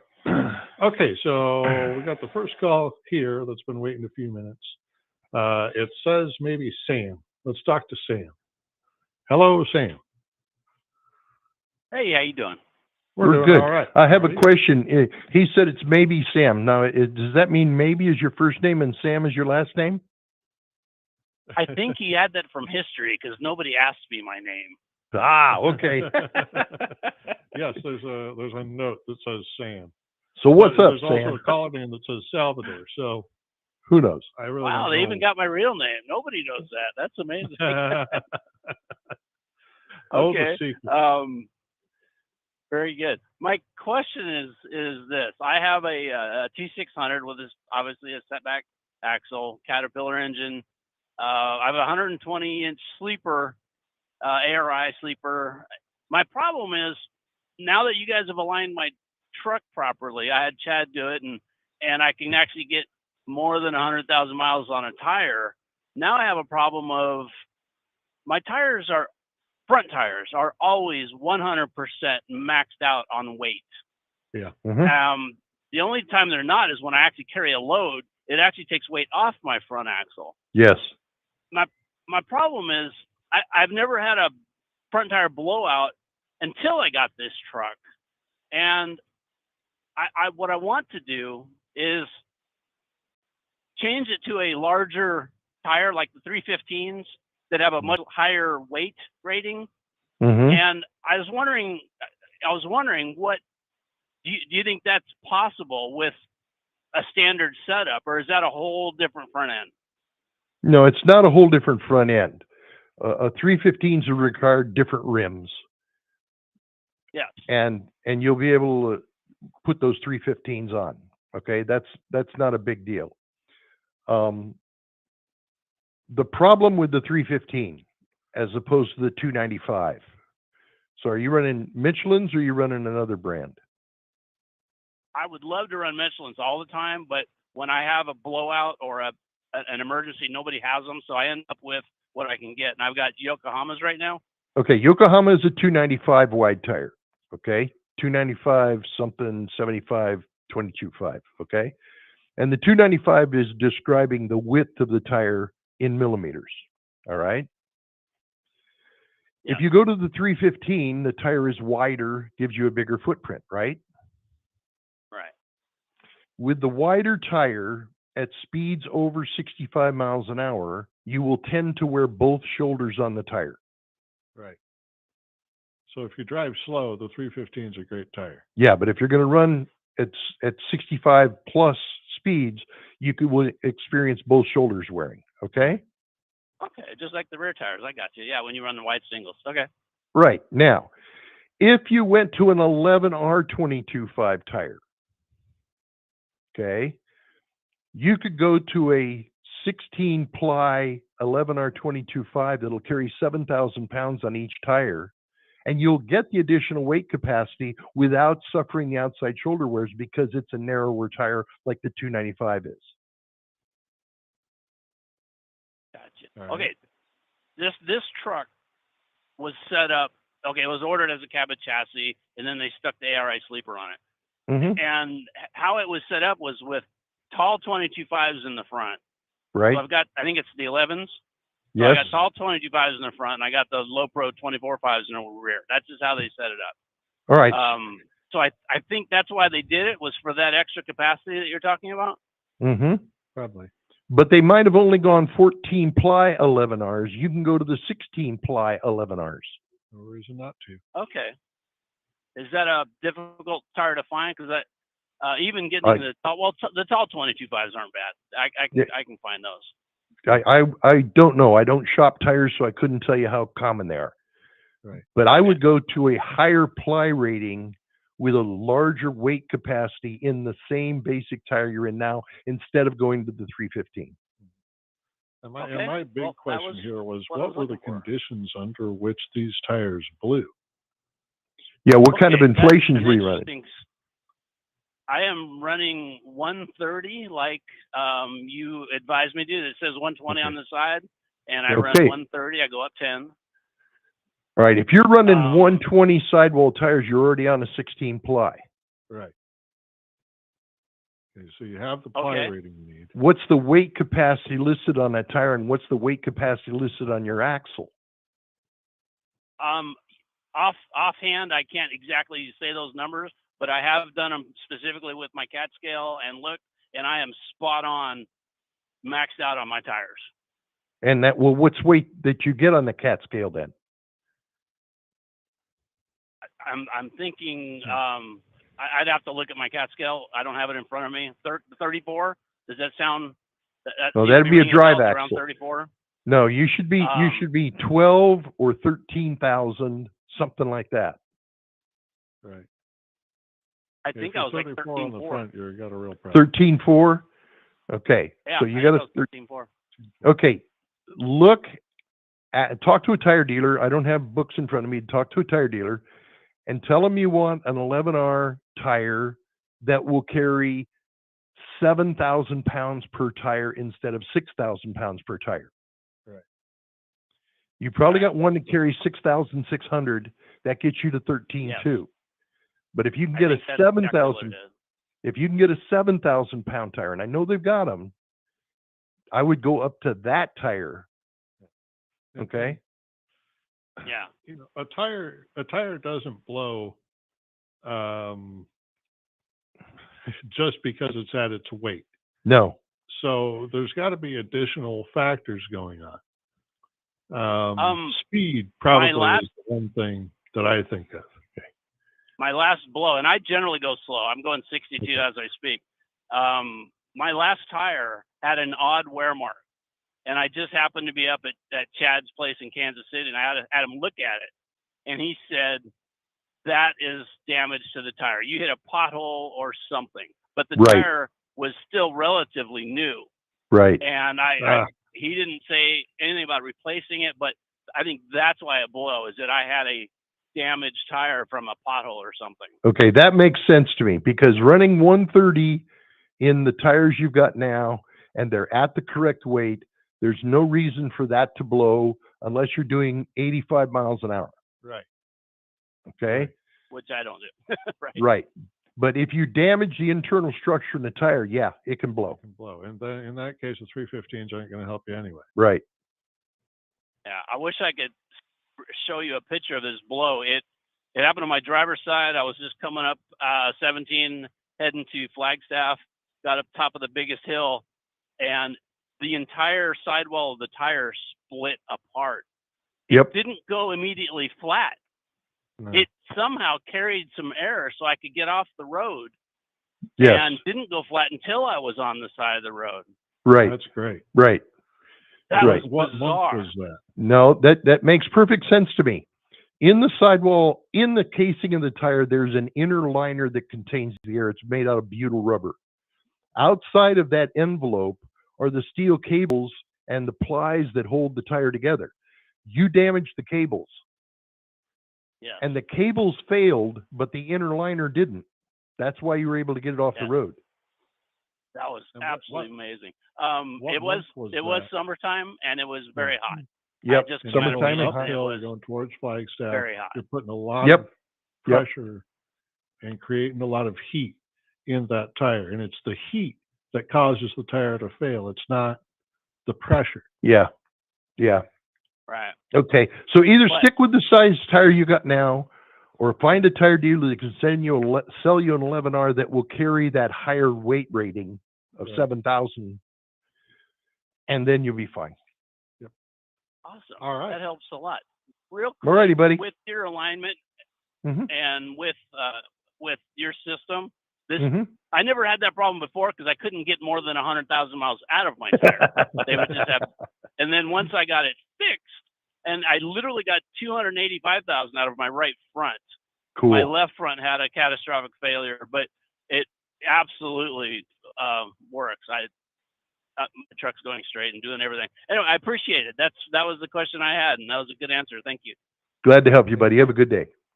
All right. So that was our first caller. We've got 3 more on here. So what time is it? Plenty of time. And the second caller, he's actually going to be here on Tuesday. This is Matt Myers out of Indianapolis. Hello, Matt. Hi, guys. I just thought I'd call and say hi. Didn't really have Hi. anything that took me to be out there Tuesday. I thought I'd call and say hi. I'm here. Yeah. And how's things in Indiana? Are you in It's Indiana? It Cold, is yeah. cold, yeah. Yes. I'm in southern Indiana right now. Ran out of hours on the way home, and it is cold. It was Yes. 5 degrees last night, Mm-hmm. and that's a little unusual for here. Yep.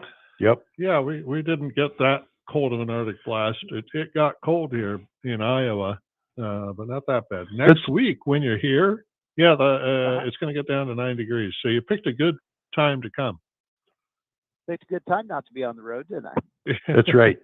That's right. Hoping we won't have too much of that Iowa winter weather on the way to you, though. Well, see, you blame that on that open Canadian border. Right. Right. If we just closed Right. that border, we wouldn't get this weather. All right, I'll call Trump, see if we get something done about that. All right. All right. You have a good day and stay warm. Yeah, unless you got too, anything guys. else. Can't wait Is there to see you. anything All righty, particular? buddy. All right. I'll listen to the show and then I'll resume my videos. Okie dokie. All right. All right. Talk to you soon. Thanks, guys. Bye-bye. Yeah, so Matt is getting off the road and doing alignments In Indiana. in Indiana. We're at in Indiana. Well, he's in Indianapolis. Oh, in the city. Yeah. Okay. There's work there. Yes, there's so much work to do. Yeah. All right, and the next one here is, it looks like it's Brad in Minnesota. Hello, 32. Is that our Brad? Wait a minute. We've got a Brad that lives in Minnesota. We do. Is this in? I've called before, but no. My grandson Brad lives in Minnesota. Right. But you're not him. No. No. Okay. All right. What's up? Dana front axle. I think I have a upper ball joint going out. Oh, no, you don't. Would No. I guarantee you don't. Right. There well, ain't there's no rust upper or coming lower ball out, joints. so There ain't no upper or lower ball joints in a straight front axle. then they're kingpins. Yes. Exactly. Kingpins. You believe you got to keep Okay. going. Why do you believe that? There's rust coming out of it. Oh, that means it's not getting any grease. Yeah. This one doesn't take grease, as in there's no greaser on there. There's On no the Dana? greaser on a kingpin? Did it get sheared off? When whoever put them in, didn't put the greaser in there. That's the problem then. Yeah. There's supposed to be a greaser. Is there a bottom greaser? Yes. Is there two greasers on the other side of the axle? Yes. But there's only one on this side. Well, that's a Yep. crazy mistake. Somebody made a mistake. Now, what is it loose or is it just showing rust? It's showing rust. Okay, so what you want to do is you want to take that cap off that's supposed to have the greaser in it. Yeah. Figure out what's wrong, put a greaser in it, put the cap back on, grease the piss out of it, turn it left and right, grease it some more until you got grease coming out the bottom of that upper piece, and see if it'll stabilize. Right. Maybe you won't have to replace the kingpins. Right. There's not. Okay. It's not as dramatic of wear at the top of the kingpin as at the bottom. Yeah, either case, you got to have grease. Right. Okay. Because in the process of looking at it, I found a U-joint for the steering knuckle. That's bad. And if I was going to do this U-joint, then I would just do the upper and lower kingpins. But Well, let's try and avoid the kingpin job. I mean, you don't need to spend $4,000 on kingpins if it just needs a greaser. Right. okay, I'll have to check more into if there's play or not, but I don't believe there is. Yeah. Perfect. And get a Yeah. greaser in it, grease the piss out of it, and let's drive. Even a little bit of play ain't worth right. throwing $4,000. Now, if I jack it up and I grab the top of the tire, now we're only jack up one side at a time. So you're going to jack up that side. And you're going to grab the top of the tire with both hands. You're going to put a leg back and you're going to put a big hard push in and out. And if it goes clunk, clunk, yeah, you need kingpins. Right. If it goes a little bit, forget about it. Put some grease in it. Let's go. I just felt a little bit of movement there. That's not enough reason. Okay. Okay. All right. I do have another question. We charge triple for the second questions today. Right. On the new Checks year. are ready in the mail. All right, checks in the mail. Good. Good, good, What you got? So a couple weeks ago, one of the callers had spindle wear on the bottom side of his drive axles. Yep. And I was wondering, with axles being worn like that, what symptoms do you see? It'd be the evidence of a loose wheel bearing cupping on the inside edge of the inside tire. It can also tend to be intermittent ABS brake problems, and it will also tend to be that you can't keep a grease seal in it properly. The grease seals have gotten better over the decades. So they may be okay, but grooving on the bottom of the spindle means that you're carrying the weight without adequate lubricant. Right.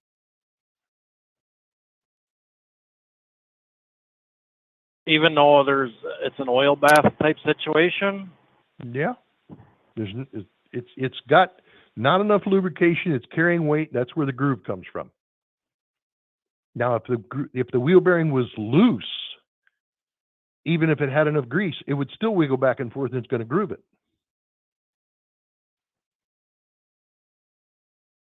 That makes sense. Because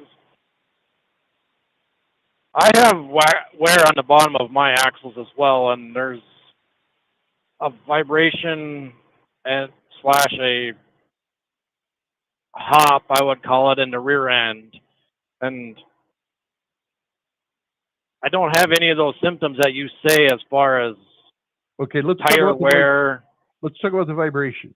Yeah. The classic loose wheel bearing vibration on a drive axle is you're at a steady speed, you're on a smooth road, you feel a vibration that comes in, bop, and then it stops, and then bop, and then it stops, and bop, and then it stops.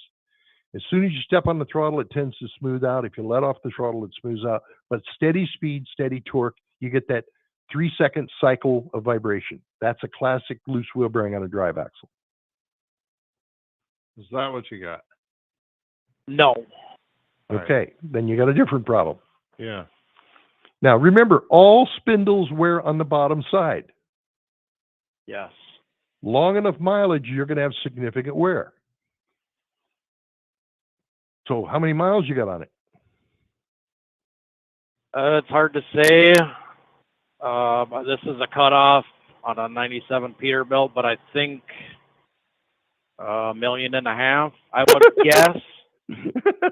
It deserves to have some wear on the bottom of the spindle. It's earned it. You've got two choices. You've got three choices. Choice number one, drive it. And if I was going to do that, I'd take a micrometer and I'd measure how much top to bottom dimension there is to that spindle, and then measure it at 3 o'clock and 9 o'clock. And that'll tell you how much it's worn, because the top to bottom will be shorter than the 3 o'clock, 9 o'clock. Got it? Yes. Okay. The second choice you have is to call the axle surgeon out and have him cut those spindles off and weld some new spindles on. The third choice you got is to replace the drive axle housings.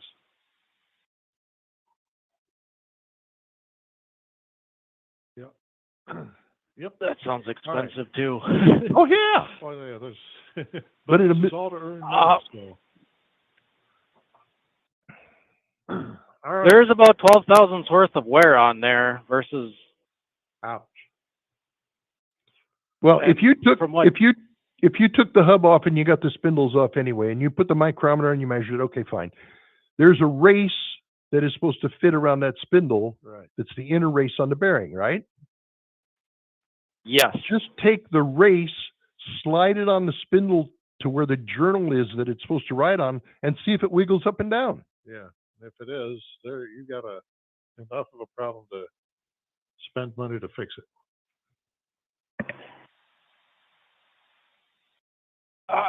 Kevin was kind of quiet there. I missed what he said. Well, he says if it wiggles up and down, you got enough play there that you might have to need think spend about some money fixing to it. Fix that. Yes. That movement is costing you tires, and it could result in damage to the. Eventually, it could be a catastrophic failure. Right. Got it. Oh, Okay? I got some decisions to make. Yep. Yep. All right. Well, good luck to you, buddy. All right. Good luck. Thank you. Bye. Yes, 1987. Yeah, but it's a cutoff. It's a cutoff. So we don't know how long old the 1.5 cutoff million was. passages. He cut it off 15 years ago. So yeah. All right. We got 2 more calls in as of now. So let's go with this one. It looks like the name is either, and this is what I don't know because because of the font that I'm reading. It's either AI in Nebraska or it's Al in Nebraska, and I guess we'll find out. So his first name is Either and his last name is Al? Al, AI. Got it. Or his artificial How you guys intelligence? doing? Hello, AI. We're good. You? Good. I don't know how it got me in Nebraska, but I'm in Illinois right now. So Okay. that's beside the point. I told you I'd call you with a Norwegian fighter pilot joke. Oh, a Norwegian fighter a while pilot ago. joke. That sounds cool. So in the late 60s on national television, there was a news show and they were interviewing a Norwegian fighter pilot from World War II.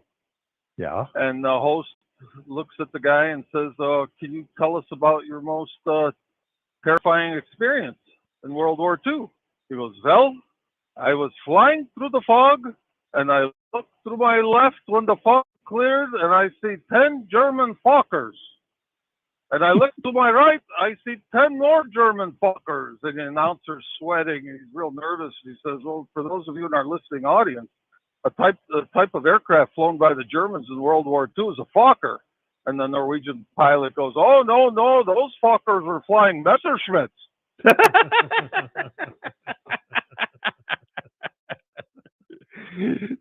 That'll do it. That's all I got. I love your show. Thank you, buddy. Thanks for calling. You guys take care. Oh, All right. chicken, goose, duck. Right. What? Well, I'm being careful of my foul language. Your foul language. Right. Very good. Good job keeping your voice in check there. Right. All right, we got another one here from it could be Minnesota or Wisconsin. I know they don't like getting them confused, but there we go. And I think it's Mick. Mick. Hey guys, how's it How going you doing? today? We're good. You? All right. How are you? I'm not too bad. I thought I'd run some of your favorite questions by you just because I'm sitting here waiting in line and Okay. I'm having so just over Christmas we welded on a Peterbilt Flex Air cutoff on my truck. It had the Flex Air before, but this one's the truck's at 03, the new one's in 2018, the new suspension. Okay. So the shop that did the work, he's using a program through Spicer that helps you adjust all the angles and stuff. Okay. And on the computer, it looks good. And it's nice and smooth until you get up to about 50, 52. And then it starts to rumble and shake. And worse under load, it seems to be. Something's not happy back there. And it's definitely worse under torque, I guess, and under load. But so what I guess with the Flex Air, and I don't know what I'm doing as far as the U-joint angle stuff, the pinion angles. But my thinking is with the Flex Air, the one thing I know he did, the front drive axle, we needed to tip it up a little bit to make the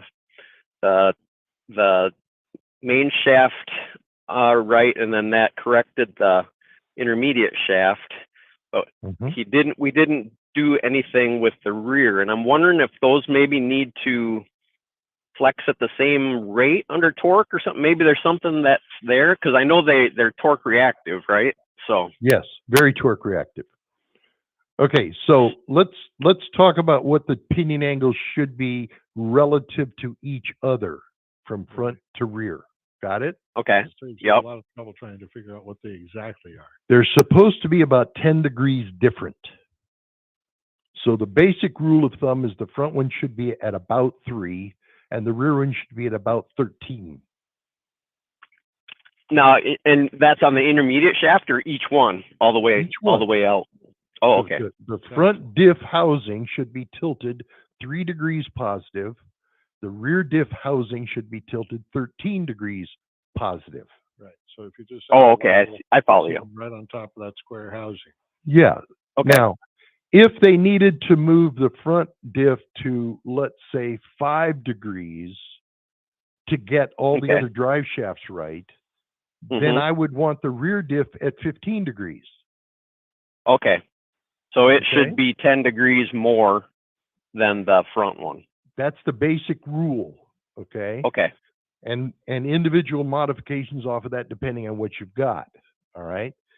Okay. So I would take my digital level, and do you have one? He does. I don't, but yes. Do you have a smartphone? I do. Yep. Then you have a digital level. Okay. Yep. There's an app you can get There's free. get an app up. Okay. Yep. You put that Digital on top of level the frame of the truck and find out what the frame is laying at front to back. Let's hope it's 0 because that makes the math simple. Okay. Okay. Then you take it and put it on the diff housing, and the difference between the frame and the housing is the pinion angle. Oh, okay. Okay. Difference between the frame and housing is the pinion angle. So if the frame is 0 and the diff is at 30 degrees, well, you're at 3 degrees. If the frame is at 0 and the rear one's at 13, you're at 13 degrees. Okay. Okay. All right. Now, difference between. Let me write that down again. Difference between the frame and the axle housing is and the housing. Yeah, that's your pinion angle. Okay.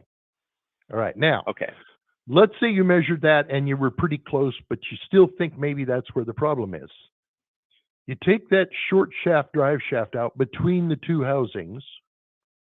Lock your power eliminate divider that problem. Yep. Okay. And drive it and see if the vibration's gone away. If it is, yes, you definitely have a fight between the two housings. Okay. Okay. If not, it could be further forward, and it would probably feel the same, I suppose. Yes, it'll feel the same. Okay. Okay. All right. I will. That's my new weekend. Now let me give you then. another thing about a flex air. Okay. As you know what, guys, I am so sorry, but I've got it. I just got a call to my load. I got to go answer this. I'm Talk so to you sorry. later. You have a good one. Thank you. Yep. Bye. All right. Do we have somebody hanging on the line? No, nobody. So Okay, I'm going to go ahead and the flex air. I'm going to go ahead and describe that about, and then the flex air is particularly sensitive to this, as opposed to the low air leaf Peterbilt or the Freightliner. Right, but I don't have a flex air on my Kenworth. I have a 380. Oh well, I hate to tell you, it's the same suspension. Oh, okay. So anyway, when you step on the throttle and you put torque to the wheels, and they're trying to drive the truck forward at a greater speed, the twist in the tire twists the axle, the airbag gets bigger, and the pinion angles go positive. Right. So that spring on the front is getting taller. No, the spring is getting shorter and the airbag's getting taller. Yeah, the airbag's getting taller, the spring is getting shorter. Right. As you apply torque. more torque. The more torque, the worse the vibration problems with that particular truck. That's why you want your pinion angle set to the lowest range they can go to. Right. So that under minor load, you don't vibrate. And when you put the torque to it, it lifts a little bit, but it's still in the range where it won't vibrate. Right. Right. Okay. All right. So yes, more torque means a potential of vibration on a flex air. They're very sensitive to that. Volvos in certain models were the same way. Yeah. Guys that have a load on, they'd start up an on ramp, and the ramp was uphill, and they'd be putting the torque to it, and they got this terrible vibration. Well, that's pinion angle changing in the rear. Yeah. Just once you get up on the road, you'll be fine. Yeah. All right. We have another one. Okay. And this is, I don't know who it is, but it's the 559 area code. Got it. Hello, 559. Hello, from the Howdy. 559. That's Central California. Okay. Yeah. Out here in the fog.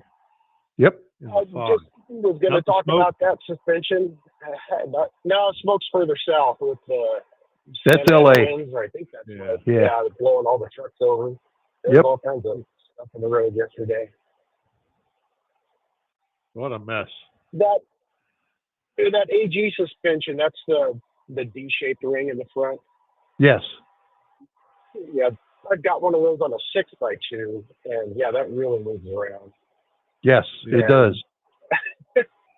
Took your advice years ago from the CMC, and kept the lug nuts pretty tight on those things.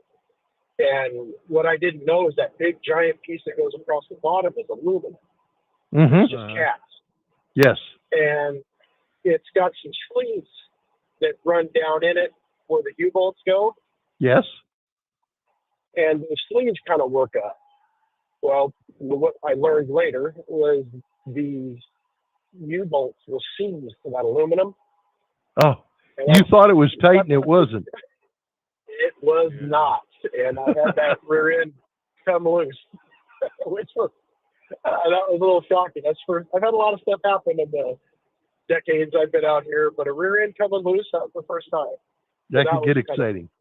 Yeah. Yeah, like a whole bunch of wrenches came out from under the truck because the U-bolt shattered and came out from both sides in lots of pieces. And it's, the U-bolts grab over the top of the differential. Right. So the whole truck fell on that differential, and it's got disc brakes, so the air pods are on top and sideways. So Broke them off. Through those, onto the track bars, and then they're stuck. Crap. Well, but just for everybody else out there, those, keep an eye on those things. Yes. Yeah, this is California. That truck's never been out of California. Mm-hmm. Well, I can't imagine some of the rust and situations that some of the guys that, out in the salt areas have to deal with. Tough. Very tough. Yeah. Some designs are not the best. Well, it's a nice ride most of the time. Yeah. Right. All right. Well, you got and a joke also, for us? I got another question if you got some time. Sure, go ahead. I'm tire hunting. I ran the Michelin XEA2 Energy for years. And in fact, I think I bought the last ones they had in the country and rented them out. And I've run them in a 275/70.5. Right. And now they've got a multi-X to replace that. Right. And I heard you talking about BF Goodrich is their secondary line. Yes. And they don't have that, or I haven't been able to find that tire in BF Goodrich. In fact, I haven't been able to find a 275/70 22.5 in BF Goodrich. So I don't know if they sold that to another brand. Well, what sizes are they offering? What sizes are they offering that you're finding? 20 and 18, like for a real small R&D tire. I can get the 275/70 in different brands, but not a BF Goodrich. I'm not surprised that they're just not selling a size across the Michelin brands. Well, I heard a couple of years ago that Michelin was going to start moving to 295 tires instead of 285 tires, so that they were the same as everybody else. Is that what you're seeing? They're a little hard to find. Yeah, those are a lot more available. I've got a whole setup of the 275/70s, and they're 3 inches shorter than a regular low profile. Got it. So I'm kind of stuck with that brand unless I want to do 18 or 8 at a time. I guess I can move things around. I've got 2 trucks and 2 trailers set up like that. Yeah. So but I'd like you don't to want keep them. the same ones. You can mix those sizes on your trailer, one axle versus the other, because there's no gears. But your drive axles need to all be the same size tires. Right. Okay. Well, I just wanted to see if anybody knew where that design went, because I found a couple online that look like it, but they're Chinese brands that I've never seen. But the tread pattern looks just like it. Yeah, the tread pattern may be right, but you don't know if the rubber compound or the casing is. Yeah, right. That's not worth it. No, no, it's not. J-rated, right at 14,000 on the steers. Right. So, right. I'd rather have the quality than the price. Okay, buddy. Well, thank you, sirs. Good luck to you. Bye. All right. Yeah. Thank you. Thanks for the call. And I think that'll be it for the show. We're It's close time. enough to the end. Unless somebody has a question right now. No, it's too late. It doesn't look like it. I already hung up. You already hung up? Yeah. Okay. Well, then, Mike, I can't hear you. Why am I talking to you? Good question. Oh, no, somebody did call in at the last second because they wanted to get a question answered. Okay. Unknown caller from the 618 area code, if I can pick it up. Why am I? Hello there. There you are. Here I am. Yep. What's up? Gentlemen. All right. How's it going on your end? It goes well. And yourself? It goes both. Oh, pretty good. It's still as the wheel turns. There it is. There it is. Oh, well, I'll give you a couple of quick jokes before we go. That's a good idea. Good. That's what we were missing. That's a good idea because the hard work you done this morning, Mike, by reading, Yes. you know. Yes. Can't stand it. So what do you call a Irish lesbian? I don't know. Red-headed something. I don't know. A Gaelic. Gaelic. Kind of Gaelic. Okay. All right. All right. And one more. What's the difference between a hormone and a vitamin? Between a hormone and a vitamin. The first one is you didn't pay her. And the second one, I don't know. Oh, you can't hear a vitamin. There we go. Okay, I'm with you. Hey. Thank you, buddy. All right. Well, you guys have a good one and be careful. We'll do that. You do the same. Thank you. All right. All right, bye. And we picked up one last. This is a familiar name. I think I've seen it before. 913. Stephen, maybe. Yeah, that's a Kansas call. But What's up? Hey, I called you guys a while back about a vibration, driveline vibration, and basically I want to tell you I figured out what it was, but it might help others. Yes. Like that. And you just had a caller, excuse me, a few minutes ago that sounded like it could possibly pertain to him. I don't know, but had a driveline vibration and going up a hill, pulling a load. I could feel it pretty strong. It was pretty pronounced vibration. Pulling, torquing, going down the hill with the engine brake on, you could still feel it. So anytime it was under a load, going up or down the hill, you could feel it pretty good. When you're traveling just straight away and it drops into neutral, it was still there, but not very much at all. You couldn't hardly feel it. So Okay. Or under a load. So it told me, okay, it's in the drive line. I could feel it in my butt and my feet and, seat, everything else. Yep. We thought about many things. My first thoughts are, man, it must be a U-joint or something.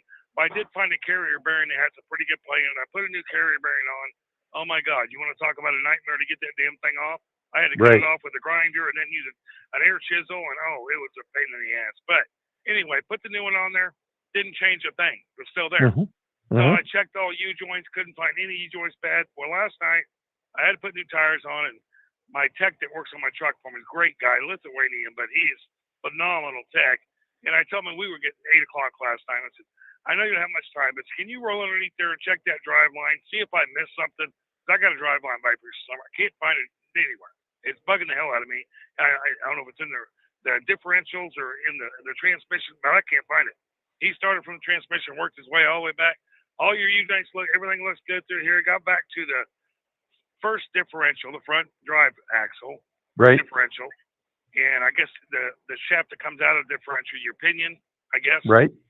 Okay, that your dry shaft bolts up to on the front drive. He said, "Look at this." I said, "What?" He goes, "You got play in the pinion." I'm like, "What do you mean?" He grabs it, he can shake it up and down just a little bit of movement. It wasn't much, but it was enough. He goes, "There's your vibration." I'm like, "You think that would do it?" He goes, "Yeah, it would." I said, "Well, how do we fix it?" He goes, "I drop the dry shaft, get my 3/4 inch impact, and there's a gigantic nut on there. It's about, 2.5 inch nut, and I'll tighten her up." And he put the impact on there, tightened up probably got almost a full turn out of it. Put the drive line back together. I took off this morning, fully loaded. That vibration is 100% gone. Gone.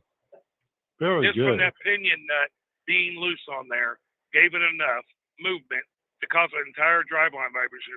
And to me, it felt really pretty damn bad. I thought it was something really serious, which, you know, if it kept going, it could have gotten worse and turned into something serious. But as of right now, I didn't even have a leak of you know, gear oil or nothing.